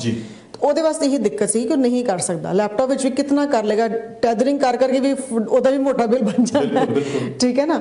ਤੇ ਉਹਦੇ ਵਿੱਚ ਇਹ ਸਿਨੈਰੀਓ ਹੈ ਕਿ ਉਹ ਇੱਥੇ ਆ ਸਕਦੇ, ਉਹਨਾਂ ਨੂੰ ਅਸੀਂ ਕਹਿ ਰਹੇ ਹਾਂ ਕਿ ਤੁਸੀਂ ਆ ਸਕਦੇ ਹੋ ਕਿਉਂਕਿ ਤੁਹਾਡੇ ਕੋਲ ਲੈਟਰ ਹੈਗੀ ਆ, ਤੁਹਾਨੂੰ ਕਾਲਜ ਵੀ ਬੁਲਾ ਰਿਹਾ ਹੈ। ਲੈਟਰ ਤੋਂ ਭਾਵ ਕੀ ਆਫਰ ਲੈਟਰ? ਨਹੀਂ, ਲੈਟਰ ਤੁਹਾਨੂੰ ਕਾਲਜ ਲੈਟਰ ਦਿੰਦਾ ਹੈ ਕਿ ਤੁਸੀਂ ਇੱਥੇ ਆ ਕੇ ਸਟੱਡੀ ਕਰਨੀ ਹੈ ਔਰ ਇਹ ਸਿਨੈਰੀਓ ਹੈ ਕਿ ਤੁਹਾਡੇ ਕੋਲ ਉੱਥੇ ਡਿਵਾਈਸਿਸ ਜਾਂ ਇੰਟਰਨੈਟ ਦੀ ਪ੍ਰੋਬਲਮ ਹੈਗੀ। ਸਾਡੇ ਵਰਗੇ ਇਸਲਾਮੀ ਇਮੀਗ੍ਰੇਸ਼ਨ ਵਾਲੇ ਅਸੀਂ ਉਹਨਾਂ ਨੂੰ ਇੱਕ ਐਫੀਡੇਵਿਟ ਦੇ ਦਿੰਦੇ ਆ ਕਿ ਭਈਆ ਤੁਸੀਂ ਇੱਥੇ ਆ ਜਾਓ ਕਿਉਂਕਿ ਉੱਥੇ ਤੁਹਾਨੂੰ ਦਿੱਕਤ ਹੈਗੀ ਹੈ ਜੀ। ਹਾਂ, ਹੁਣ ਕੋਈ ਨਹੀਂ ਆਣਾ ਚਾਹ ਰਿਹਾ ਜਾਂ ਕੋਈ ਸਿਨੈਰੀਓ ਹੈ ਤੇ ਐਟਲੀਸਟ ਉਸ ਸ਼ਹਿਰ ਚੋਂ ਨਿਕਲ ਕੇ ਕਿਸੇ ਵੱਡੇ ਸ਼ਹਿਰ 'ਚ ਚਲਾ ਜਾਵੇ, ਉੱਥੇ ਬੈਠ ਕੇ ਵੀ ਉਹ ਕੰਮ ਕਰ ਸਕੇ ਕਿ ਇਨ ਕੇਸ ਜਿਸ ਤਰ੍ਹਾਂ CBSE ਵਾਲੇ ਜਿਹੜੇ ਬੱਚਿਆਂ ਨੂੰ ਵਾਪਸ ਭੇਜ ਰਹੇ ਨੇ, ਇਨ ਕੇਸ ਜੇ ਉਹਦਾ ਕੇਸ ਅਪਰੂਵ ਨਹੀਂ ਹੁੰਦਾ ਜਾਂ ਉਹਨੂੰ ਟਰੈਵਲ ਨਹੀਂ ਕੀਤਾ ਤੇ ਮੈਂ ਇਹ ਸੁਜੈਸਟ ਕਰਾਂਗੀ ਕਿ ਉਸ ਸ਼ਹਿਰ ਚੋਂ ਮਤਲਬ ਪਿੰਡ ਚੋਂ ਨਿਕਲ ਕੇ, ਛੋਟੇ ਸ਼ਹਿਰ ਚੋਂ ਨਿਕਲ ਕੇ ਵੱਡੇ ਸ਼ਹਿਰ ਚਲੇ ਜਾਓ, ਕਮਰਾ ਲੈ ਲੈ, ਕੋਈ ਜਗ੍ਹਾ ਲੈ ਲਈ, ਉੱਥੇ ਬੈਠ ਕੇ ਆਪਣਾ ਪੜ੍ਹ ਲਵੋ ਕਿਉਂਕਿ ਪੜ੍ਹਾਈ ਨੂੰ ਨਾ ਕਰੋ ਕਿ ਇਹ ਪੜ੍ਹਾਈ ਤੁਹਾਡੀ ਬਹੁਤ ਜ਼ਰੂਰੀ ਹੈ ਕਿਉਂਕਿ ਇਹ ਪੜ੍ਹਾਈ ਤੁਹਾਡੀ ਕਾਊਂਟ ਹੋਣੀ ਹੈ ਵਰਕ ਪਰਮਿਟ ਦੇ ਅੰਦਰ। ਠੀਕ ਹੈ। ਹੁਣ ਕਈ ਵਾਰੀ ਇਹੋ ਜਿਹੇ ਕੇਸ ਆਉਂਦੇ ਨੇ, ਬੱਚਿਆਂ ਨੂੰ ਸਟੱਡੀ ਪਰਮਿਟ ਵੀ ਮਿਲ ਗਿਆ ਜਿਸ ਨੂੰ ਸਟੂਡੈਂਟ ਵੀਜ਼ਾ ਕਹਿੰਦੇ ਆ, ਆਨਲਾਈਨ ਸਭ ਕੁਝ ਹੋ ਗਿਆ, ਉਹ ਕਹਿੰਦੇ ਨਹੀਂ ਅਸੀਂ ਨਹੀਂ ਜਾਣਾ ਜੀ, ਅਸੀਂ ਕੈਨੇਡਾ ਨਹੀਂ ਗਏ। ਅੰਡਰਸਟੈਂਡ ਕਰਦੇ ਹਾਂ ਕਿ ਤੁਸੀਂ ਇਸੇ ਵਾਸਤੇ ਆਏ ਸੀਗੇ, ਲੇਕਿਨ ਇਹ ਦੇਖੋ ਕਿ ਤੁਹਾਨੂੰ ਸਰਕਾਰ ਇਹ ਸਹੂਲਤ ਦੇ ਰਹੀ ਹੈ। ਉਹਨਾਂ ਨੇ ਇਹ ਨਹੀਂ ਕੀਤਾ ਕਿ ਤੁਹਾਡਾ ਸਟੱਡੀ ਪਰਮਿਟ ਕੈਂਸਲ। ਜਿਸ ਤਰ੍ਹਾਂ ਹੁਣ ਮੈਂ ਇੱਥੋਂ ਦੇ ਸਿਟੀਜ਼ਨ ਆ, ਮੈਂ ਹੁਣ ਇੰਡੀਆ ਜਾਣਾ, ਮੈਂ ਨਹੀਂ ਜਾ ਸਕਦੀ ਹਾਂ ਕਿਉਂਕਿ ਇਸ ਵਕਤ ਵਿਜ਼ਿਟਰ ਵੀਜ਼ਾ, OCA ਸਭ ਕੁਝ ਸਸਪੈਂਡਡ ਨੇ ਸਾਡੇ, ਠੀਕ ਹੈ ਨਾ। ਉਹਨਾਂ ਨੇ ਇਹ ਨਹੀਂ ਕਿ ਕੈਨੇਡਾ ਤੁਹਾਡਾ ਕੈਂਸਲ ਹੋ ਗਿਆ, ਉਹਨਾਂ ਨੇ ਇਹ ਕਿਹਾ ਤੁਸੀਂ ਹਲੇ ਪੜ੍ਹਾਈ ਉੱਥੋਂ ਕਰਦੇ ਰਹੋ, ਕੋਈ ਦਿੱਕਤ ਨਹੀਂ ਹੈ, ਤੁਹਾਨੂੰ ਹਲੇ ਫੇਰ ਵੀ ਕੈਨੇਡਾ ਇਨਵਾਈਟ ਕਰੇਗਾ, ਤੁਹਾਨੂੰ ਉੱਥੇ ਐਂਟਰੀ ਤੁਹਾਡੀ ਹਲੇ ਵੈਲਿਡ ਹੈਗੀ ਹੈ। ਔਰ ਉਸ ਐਂਟਰੀ ਵੈਲਿਡ ਦੇ ਉੱਪਰ ਮੈਂ ਗੱਲ ਦੱਸਾਂ, ਜਦੋਂ ਸਟੱਡੀ ਪਰਮਿਟ ਦੇ ਉੱਪਰ ਇਸ਼ੂ ਡੇਟ ਔਰ ਐਕਸਪਾਇਰੀ ਡੇਟ ਆਉਂਦੀ ਹੈ, ਉਸ ਐਕਸਪਾਇਰੀ ਡੇਟ ਤੋਂ ਪਹਿਲੇ ਉਸ ਬੱਚੇ ਨੇ ਇੱਥੇ ਆਣਾ ਹੁੰਦਾ ਹੈ। ਠੀਕ ਹੈ ਨਾ, ਕਿ ਇੱਥੇ ਆ ਕੇ ਸਟੱਡੀ ਕਰ ਸਕਦਾ ਹੈ। ਲੇਕਿਨ ਇਸ ਨੂੰ ਇੱਕ ਗਲਤ ਚੀਜ਼ ਨਾ ਲੈਣ, ਵੈਰੀ ਫ੍ਰੈਂਕ ਗਲਤ ਚੀਜ਼ ਨਾ ਲੈ ਕਿ ਜਿਸੇ ਉਦੋਂ ਐਕਸਪਾਇਰੀ ਤੋਂ ਪਹਿਲੇ ਆ ਜਾਣਗੇ, ਲੇਕਿਨ ਜਦੋਂ ਆਓਗੇ ਤੁਹਾਨੂੰ ਉੱਥੇ ਆਉਂਦੇ ਐਕਸਟੈਂਸ਼ਨ ਲੈਣੀ ਪਏਗੀ ਕਿ ਤੁਹਾਡਾ ਟਾਈਮ ਘੱਟ ਰਹੇਗਾ। ਬਿਲਕੁਲ ਠੀਕ ਹੈ ਨਾ, ਇਹ ਸਹੂਲਤ ਮਿਲੀ ਹੈ ਜੋ ਇਮੀਗ੍ਰੇਸ਼ਨ ਤੁਹਾਨੂੰ ਇਹ ਚੀਜ਼ ਦੇ ਰਹੀ ਹੈ। ਠੀਕ ਹੈ। ਹੁਣ ਕਈ ਬੱਚੇ ਕੀ ਆਉਂਦੇ ਕਿ ਜੀ ਅਸੀਂ ਕੈਨੇਡਾ ਤੇ ਗਏ ਨਹੀਂ, ਅਸੀਂ ਪੜ੍ਹਨਾ ਵੀ ਨਹੀਂ ਆਨਲਾਈਨ, ਕਿਉਂ ਨਹੀਂ ਕਰੇ ਜੀ, ਕੈਨੇਡਾ ਨਹੀਂ ਗਏ। ਔਰ ਵੈਰੀ ਫ੍ਰੈਂਕਲੀ ਕਈ ਵਾਰੀ ਹੱਸੀ ਵੀ ਆਉਂਦੀ ਹੈ, ਕਈ ਵਾਰੀ ਆਉਂਦਾ ਕਿ ਬੇਟਾ ਸਮਝ ਜਾਓ, ਤੁਹਾਨੂੰ ਇੱਕ ਬੜੇ ਅੱਛਾ ਮੌਕਾ ਮਿਲ ਰਿਹਾ ਹੈ। ਬਹੁਤ ਬੱਚੇ ਪਰੇਸ਼ਾਨ ਹੋ ਰਹੇ ਨੇ ਉੱਥੇ ਜਿਨ੍ਹਾਂ ਨੂੰ ਇੱਥੇ ਆਂਦੀ ਨਹੀਂ अपॉर्चुनिटी मिल रही है।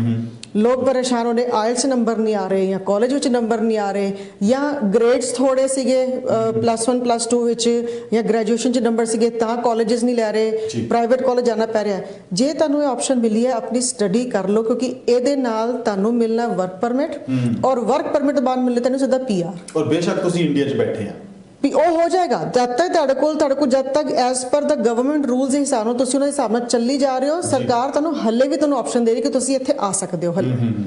ਠੀਕ ਹੈ। ਸੋ ਇੱਕ ਜੀ ਤੁਸੀਂ ਨਹੀਂ, ਮੈਂ ਤੁਹਾਨੂੰ ਇਹ ਗੱਲ ਕਰ ਰਹੀ ਹਾਂ, ਕਈ ਵਾਰੀ ਇਹੋ ਜਿਹੇ ਬੱਚੇ ਵੀ ਆਉਂਦੇ ਨੇ ਕਿ ਜਿਨ੍ਹਾਂ ਨੇ ਸਟੱਡੀ ਪਰਮਿਟ ਲੈ ਲਿਆ, ਸਟੱਡੀ ਪਰਮਿਟ ਲੈਣ ਤੋਂ ਬਾਅਦ ਉਹ ਇੱਥੇ ਆ ਕੇ ਕਾਲਜ ਨਹੀਂ ਜਾਂਦੇ, ਗਏ ਐਂਟਰੀ ਕੀਤੀ, ਸਭ ਕੁਝ ਕੀਤਾ, ਦੇ ਨਹੀਂ ਜਾਂਦੇ, ਉਸ ਤੋਂ ਬਾਅਦ ਉੱਥੋਂ ਛੱਡਿਆ ਕਾਲਜ, ਜਾਂ ਤਾਂ ਆਪਣਾ ਟਰੱਕ ਤੇ ਚਲੇ ਗਏ, ਜਾਂ ਕਿਸੇ ਹੋਰ ਕੰਮ 'ਚ ਲੱਗ ਗਏ, ਜਾਂ ਕੈਸ਼ ਤੇ ਲੱਗ ਗਏ, ਔਰ ਜਦੋਂ ਟਾਈਮ ਨਿਕਲ ਜਾਂਦਾ ਹੈ, ਬੰਦਾ ਇਲੀਗਲ ਹੁੰਦਾ ਕੋਈ ਸਿਨੈਰੀਓ, ਤਾਂ ਫਿਰ ਦੌੜੇ ਫਿਰਦੇ ਕਿਸੇ ਤਰੀਕੇ ਕੋਈ ਕੰਮ ਹੋ ਜਾਏ ਜੀ।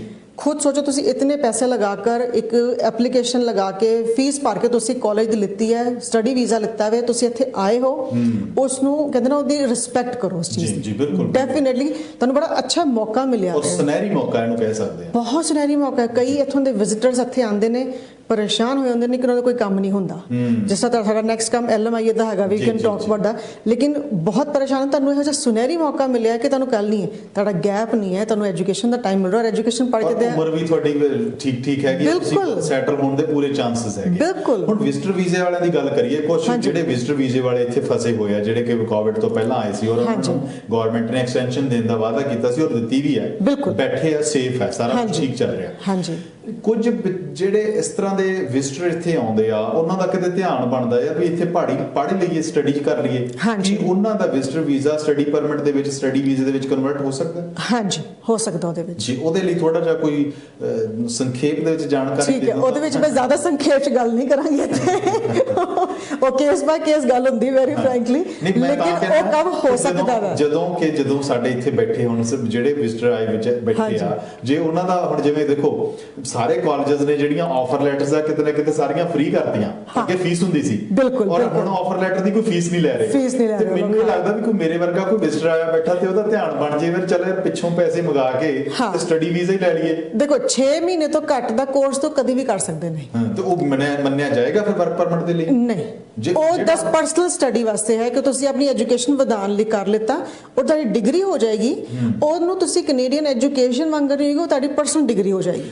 ਜਿਸ ਤਰ੍ਹਾਂ ਸਾਡੀ ਗ੍ਰੈਜੂਏਸ਼ਨ ਪਿੱਛੋਂ ਹੋ ਗਈ, +2 ਪਿੱਛੋਂ ਹੋ ਗਈ, ਅਸੀਂ ਸਾਡੀ ਡਿਗਰੀ ਹੈ ਉਹ ਅਸੀਂ ਅਸੈਸਮੈਂਟ ਕਰਾਵਾਂਗੇ। ਕੋਈ ਇਸ ਤਰ੍ਹਾਂ ਦਾ ਕੋਈ ਨੁਕਤਾ ਦੱਸੋ ਕਿ ਵਿਜ਼ਟਰ ਵੀਜ਼ਾ ਜਿਹੜਾ ਉਹ ਜਿਹੜਾ ਲੈ ਕੇ ਇੱਥੇ ਕੋਈ ਆਇਆ ਸੀ ਫਸਿਆ ਬੈਠਾ ਤੇ ਉਹ ਸਟੱਡੀ ਵੀਜ਼ਾ ਕਰਨਾ ਚਾਹੁੰਦਾ, ਸਟੱਡੀ ਵੀਜ਼ਾ ਮਿਲ ਗਿਆ ਉਹਨਾਂ ਨੂੰ, मतलब वो 6 ਮਹੀਨੇ ਜਾਂ ਸਾਲ ਜਾਂ 2 ਸਾਲ ਦੀ ਸਟੱਡੀ ਕਰ ਲੈਣ, ਹਾਲਾਂਕਿ ਦੇਖੋ ਪੈਸੇ ਤਾਂ ਜੋ ਬਣਨੇ ਆ ਉਹ ਦੇਣੇ ਆ, ਫੀਸਾਂ ਭਰਨੀਆਂ, ਸਾਰਾ ਕੁਝ ਹੋਣਾ, ਪਰ ਉਹ ਸਟੱਡੀ ਕਰਨ ਤੋਂ ਬਾਅਦ ਕੀ ਉਹਨਾਂ ਦਾ ਜਿਹੜਾ ਸਟੱਡੀ ਵੀਜ਼ਾ ਖਤਮ ਹੁੰਦਾ ਤਾਂ ਕੀ ਉਹਨਾਂ ਨੂੰ ਵਰਕ ਪਰਮਿਟ ਜਾਂ ਜਿਹੜਾ ਪ੍ਰੋਸੈਸ ਸਟੂਡੈਂਟਸ ਦੇ ਲਈ ਹੁੰਦਾ ਹੈ ਉਹ ਇਮੀਗ੍ਰੇਸ਼ਨ ਦਾ ਜਾਂ PR ਦਾ ਸਿਨੈਰੀਓ ਪੂਰਾ ਹੋ ਸਕਦਾ?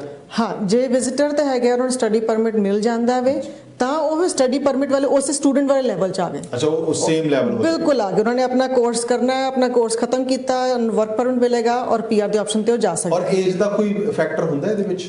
ਦੇਖੋ ਡਿਪੈਂਡ ਕਰਦਾ ਅਗਲਾ ਬੰਦਾ ਕਿਸ ਕੋਰਸ 'ਚ ਜਾ ਰਿਹਾ ਵੇ। ਹੁਣ ਮੈਂ ਕਹਾਂ ਕਿ ਮੈਂ ਉੱਥੋਂ ਗ੍ਰੈਜੂਏਸ਼ਨ ਕਰਕੇ ਆਈ ਹੋਈ ਆ ਜਾਂ ਮੈਂ ਇਲੈਕਟ੍ਰੀਸ਼ੀਅਨ ਦਾ ਕੰਮ ਕੀਤਾ ਜਾਂ ਕੁਝ ਵੀ ਕੰਮ ਕੀਤਾ, ਇੱਥੇ ਆ ਕੇ ਮੈਂ ਲੈ ਲਿਆ ਜੀ ਬਿਜ਼ਨਸ ਡਿਵੈਲਪਮੈਂਟ, ਠੀਕ ਹੈ, ਨਹੀਂ ਤੇ ਮੈਂ ਪ੍ਰੋਜੈਕਟ ਮੈਨੇਜਮੈਂਟ ਲੈ ਲਿੱਤੀ ਜਾਂ ਕੁਝ ਵੀ ਲੈ ਲਿਆ, ਉਹ ਦੋ ਲਾਈਨਾਂ ਮੈਚ ਨਹੀਂ ਕਰਦੀਆਂ ਔਰ ਇਮੀਗ੍ਰੇਸ਼ਨ ਨੂੰ ਪਤਾ ਲੱਗਦਾ ਕਿ ਤੁਸੀਂ ਇੱਥੇ ਕਿਉਂ ਕਰ ਰਹੇ ਹੋ, ਠੀਕ ਹੈ ਨਾ, ਐਗਜ਼ੈਕਟਲੀ। ਉਹ ਕਹਿੰਦੇ ਕਿ ਤੁਸੀਂ ਕਰਨਾ ਹੈ ਤੇ ਆਪਣੇ ਆਪ ਨੂੰ ਐਨਹਾਂਸ ਕਰਨੇ ਲਈ ਜਾਂ ਤਾਂ ਤੁਹਾਡਾ ਕੋਈ ਪਲਾਨ ਹੋਵੇ ਕਿ ਹਾਂ ਵੀ ਮੈਂ ਇਸ ਲਾਈਨ 'ਚ ਜਾਣਾ, ਜਿਸ ਤਰ੍ਹਾਂ ਕੋਈ ਕੁਕਿੰਗ ਦੀ ਲਾਈਨ 'ਚ ਹੈਗਾ ਵੇ ਜਾਂ ਸਕਿਲਡ ਵਰਕਰ ਆਪਣੀ ਜਿਸ ਵੀ ਲਾਈਨ 'ਚ, ਤੁਸੀਂ ਪਿੱਛੇ ਕੁਝ ਵੀ ਨਹੀਂ ਕੀਤਾ, ਜੇ ਤੁਸੀਂ ਹੁਣ ਵੀ ਕੁਝ ਕਰਨਾ ਚਾਹ ਰਹੇ ਹੋ, ਜੇ ਨਵਾਂ ਸਟੱਡੀ ਪਰਮਿਟ ਲੈਣਾ ਚਾਹ ਰਹੇ ਹੋ ਔਰ age is a big issue, ਜੇ ਉਹਦੇ ਵਿੱਚ ਆਉਣਾ ਚਾਹ ਰਹੇ ਹੋ ਤਾਂ ਕਿਸੇ ਸਕਿਲਡ ਲਾਈਨ 'ਚ ਜਾ ਕੇ ਤੁਹਾਨੂੰ ਪਤਾ ਕਿ ਮੈਂ ਕਰਕੇ ਮੇਰੇ ਅੱਗੇ ਕੁਝ ਹੱਥ ਹੋਵੇ ਜੀ, ਬਿਲਕੁਲ ਠੀਕ ਹੈ ਨਾ, ਨਾਰਮਲ ਥਿਓਰੈਟੀਕਲ ਕੋਰਸਿਸ ਦੇ ਨਾਲ ਗੱਲ ਨਹੀਂ ਬਣੇਗੀ। ਔਰ ਤੁਸੀਂ ਨੰਬਰ ਆਪਣਾ ਅਨਾਉਂਸ ਕਰ ਦਿਓ ਕਿਉਂਕਿ ਮੈਨੂੰ ਪਤਾ ਵੀ ਤੁਸੀਂ ਕਈ ਵਾਰੀ ਕੁਝ ਚੀਜ਼ਾਂ ਕੁਝ ਨੁਕਤੇ ਹੁੰਦੇ ਆ ਪਰ ਨਹੀਂ ਵੀ ਆਪਾਂ ਜਿਹੜੇ ਖੁੱਲ ਕੇ ਗੱਲ ਕਰ ਸਕਦੇ ਕਿਉਂਕਿ ਸਮਾਂ ਵੀ ਸੀਮਤ ਹੁੰਦਾ।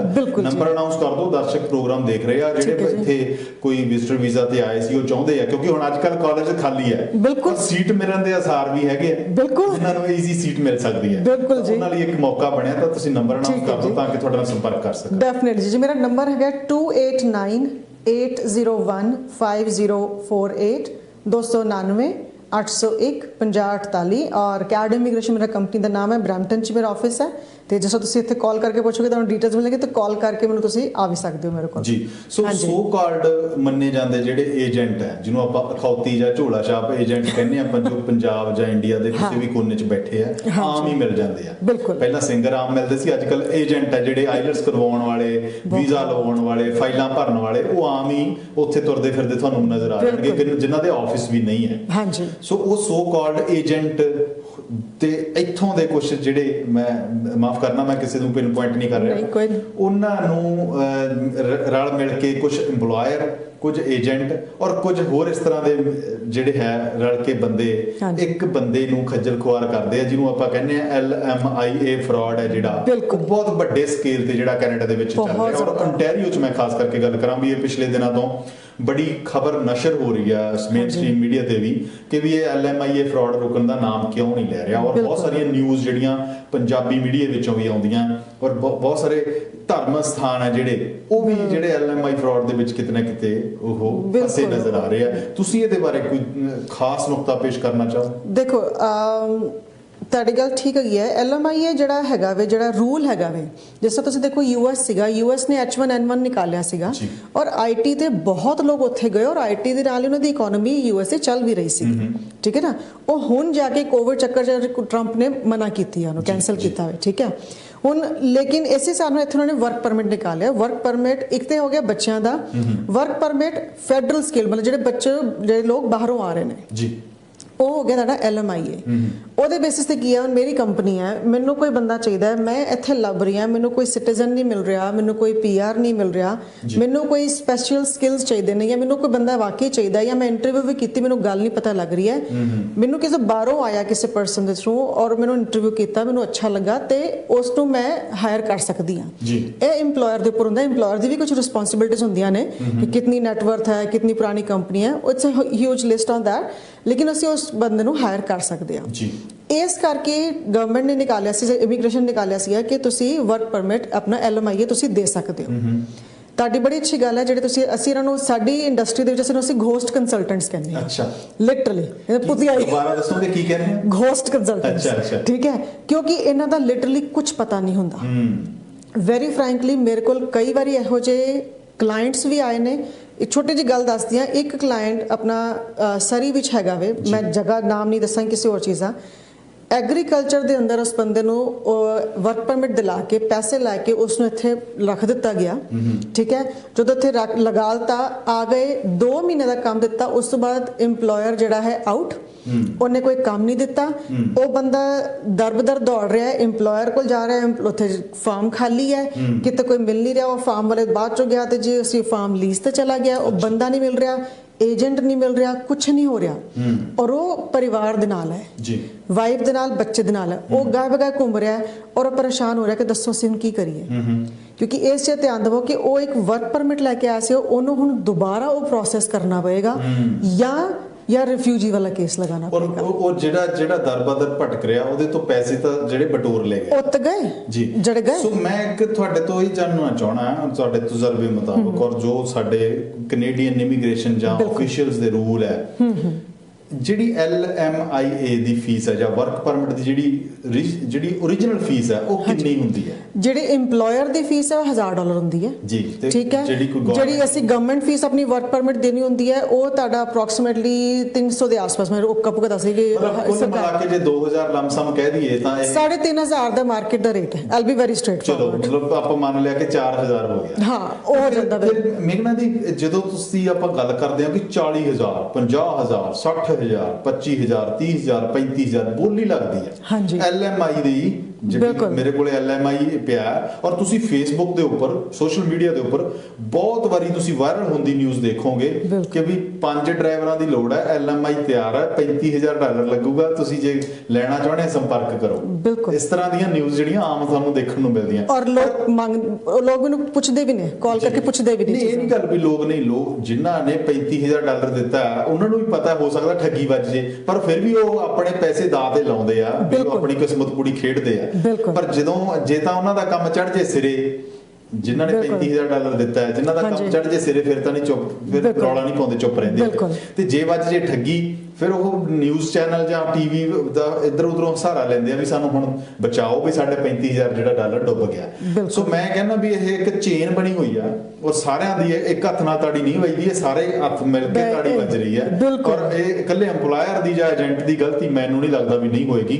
ਜਦੋਂ ਕੋਈ ਕਿਸੇ ਨੂੰ ਚੋਗਾ ਸਿੱਟਦਾ ਤਾਂ ਹੀ ਕਬੂਤਰ ਆਉਂਦੇ ਆ, ਔਰ ਜੇ ਕਬੂਤਰ ਆਉਂਦੇ ਤਾਂ ਹੀ ਚੋਗਾ ਸਿੱਟਿਆ ਜਾਂਦਾ। ਬਿਲਕੁਲ ਸਹੀ ਗੱਲ ਇਹ ਹੈ ਕਿ ਵੀ ਇਹ ਸਾਰੀ ਰਲ ਮਿਲ ਕੇ ਠੱਗੀ ਵੱਜਦੀ ਹੈ। ਜੇ ਤਾਂ ਕਿਸ ਰਿਸ਼ਤੀ ਪਾਰ ਹੋ ਗਈ ਤਾਂ ਚੁੱਪ ਹੋ ਜਾਂਦੇ ਆ, ਜੇ ਨਹੀਂ ਹੋਈ ਤਾਂ ਫਿਰ ਰੌਲਾ ਪੈ ਜਾਂਦਾ। ਬਿਲਕੁਲ। ਸੋ ਜਿਹੜਾ $40,000-42,000 ਲੈਂਦੇ ਆ ਜਾਂ $35,000-30,000 ਲੈਂਦੇ ਆ, ਮੰਨ ਲਓ ਕਿ $25,000 ਵੀ ਲੈਂਦੇ ਆ, ਫਿਰ ਇਹ ਡਿਵਾਈਡ ਕਰਦੇ ਆ ਜਾਂ ਕੀ ਮਤਲਬ ਕਿਸ ਤਰੀਕੇ ਦੇ ਨਾਲ ਚੱਲਦਾ? ਓਕੇ, ਮੈਂ ਤੁਹਾਨੂੰ ਛੋਟੀ ਜਿਹੀ ਗੱਲ ਦੱਸਦੀ ਹਾਂ। ਹੁਣ ਜਿਸ ਤਰ੍ਹਾਂ ਕੋਈ ਵੀ ਪਰਸਨ ਇੰਪਲੋਇਰ ਹੈਗਾ, ਉਸਨੇ ਕਿਸੇ ਹੋਰ ਬੰਦੇ ਨੂੰ ਆਪਣੇ ਵਾਸਤੇ ਇੰਪਲੋਈ ਰੱਖਣਾ, ਬੰਦਾ ਇੱਥੋਂ ਦਾ ਨਹੀਂ ਹੈ, ਬਾਹਰ ਦਾ ਬੰਦਾ ਹੈ, ਉਹਨੂੰ ਪਹਿਲੇ ਅਪਰੂਵ ਕਰਨਾ ਪਏਗਾ ਕਿ ਮੈਨੂੰ ਇੱਥੋਂ ਦਾ PR ਜਾਂ ਇੱਥੋਂ ਦਾ ਸਿਟੀਜ਼ਨ ਅਵੇਲੇਬਲ ਨਹੀਂ ਹੈ।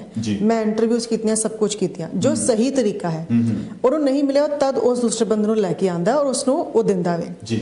ਹੁਣ ਇਸ ਦੇ ਵਿੱਚ ਅਸੀਂ ਦੇਖਦੇ ਹਾਂ ਕਿ ਕਿਸ ਤਰ੍ਹਾਂ ਦੀ ਜੌਬਸ ਨੇ, ਐਡਮਿਨ ਆਫਿਸਰ ਦੀਆਂ, ਕੁਝ ਛੋਟੇ ਲੈਵਲ ਦੀਆਂ ਜੌਬਸ ਹੋ ਗਈਆਂ, ਉਹ ਚੀਜ਼ਾਂ ਹੋ ਗਈਆਂ।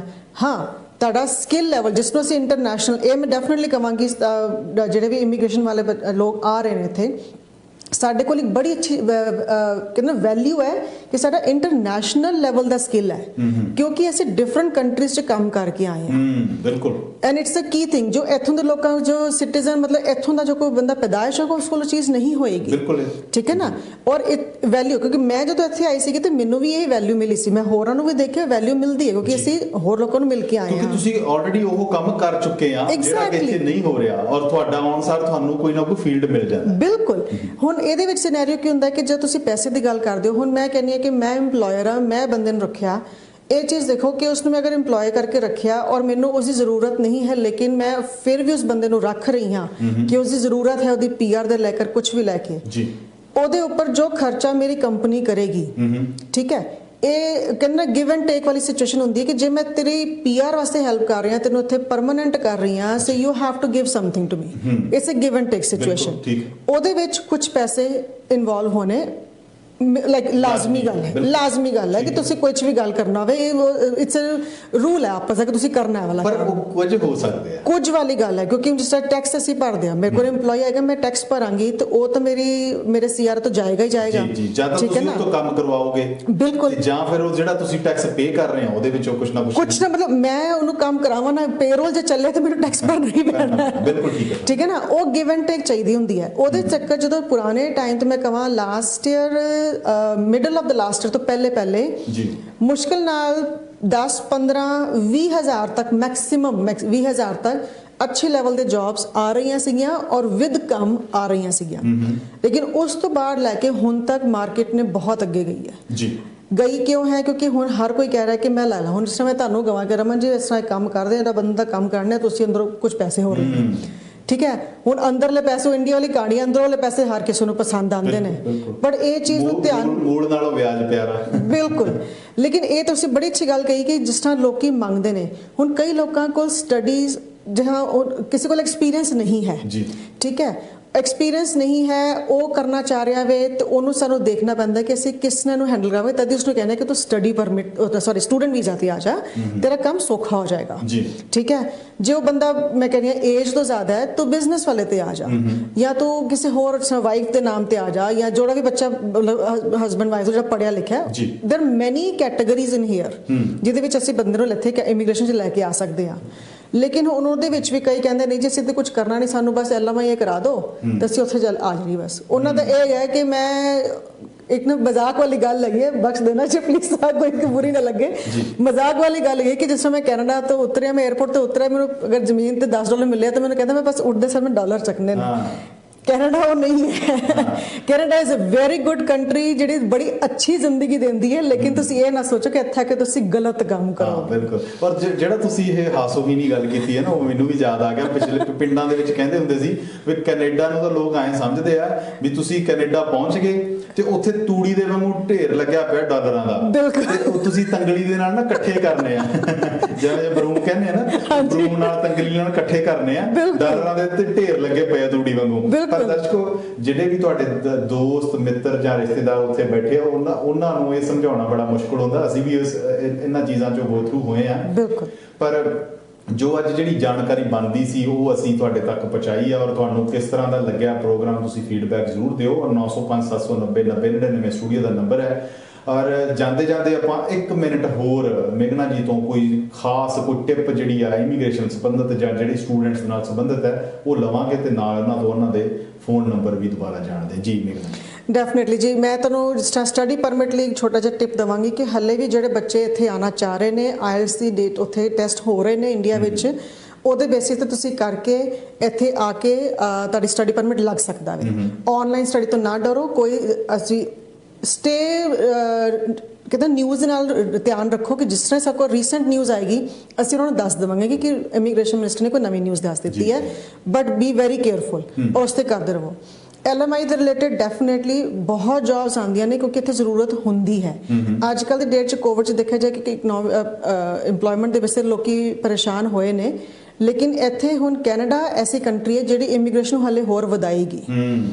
ਇਸ ਚੀਜ਼ ਦਾ ਹਮੇਸ਼ਾ ਖਿਆਲ ਰੱਖਣਾ, ਇਮੀਗ੍ਰੇਸ਼ਨ ਨੂੰ ਵਧਾਏਗੀ ਕਿਉਂਕਿ ਇਹ ਕੈਨੇਡਾ ਜਿਹੜੀ ਕੰਪਨੀ ਹੈ ਉਹ ਕੰਟਰੀ ਹੈ, ਇਹ ਕਹਿ ਰਹੀ ਹੈ ਕਿ ਅਸੀਂ ਜਿਤਨੀ ਇਮੀਗ੍ਰੇਸ਼ਨ ਵਧਾਵਾਂਗੇ ਉਤਨੇ ਪੈਸੇ ਬਾਹਰੋਂ ਆਉਣਗੇ। ਮੈਂ ਆ ਰਹੀ ਹਾਂ ਕੰਟਰੀ 'ਚ, ਮੈਂ ਕੰਟਰੀ 'ਚ ਆ ਰਹੀ ਹਾਂ, ਮੈਂ ਕੁਛ ਤਾਂ ਲੈ ਕੇ ਆਵਾਂਗੀ, ਠੀਕ ਹੈ ਨਾ, ਤਾਂ ਉਹਦੇ ਬੇਸਿਸ ਅਸੀਂ ਕੰਮ ਕਰਾਂਗੇ। ਤੇ ਇਸ ਚੀਜ਼ ਕਰਕੇ ਬੜੇ ਤਰੀਕੇ ਨਾਲ, ਸਹੀ ਤਰੀਕੇ ਨਾਲ, ਵੈਰੀ ਫ੍ਰੈਂਕਲੀ ਸਹੀ ਤਰੀਕੇ ਨਾਲ ਇੱਥੇ ਆਓ ਤਾਂ ਕਿ ਇੱਥੇ ਆ ਕੇ ਸੈਟਲ ਡਾਊਨ ਹੋ ਕੇ ਤੁਸੀਂ ਆਪਣਾ ਕੰਮ ਕਰੋ, ਗਲਤ ਕੰਮ ਨਾ ਕਰੋ, ਗਲਤ ਚੈਨਲ ਨਹੀਂ ਅਪਣਾਉਣਾ। ਬਿਲਕੁਲ ਨਹੀਂ। ਨੰਬਰ ਇੱਕ ਵਾਰ ਅਨਾਉਂਸ ਕਰ ਦਿਓ ਮੇਘਨਾ, ਫਿਰ ਆਪਾਂ ਇਜਾਜ਼ਤ ਲਈਏ। ਡੈਫੀਨਿਟਲੀ ਜੀ, ਮੇਰਾ ਨੰਬਰ ਹੈਗਾ 2898015048 299 801 5048 ਔਰ ਮੇਰਾ ਨਾਮ ਹੈ ਮੇਘਨਾ ਢਿੰਗਰਾ ਜੀ।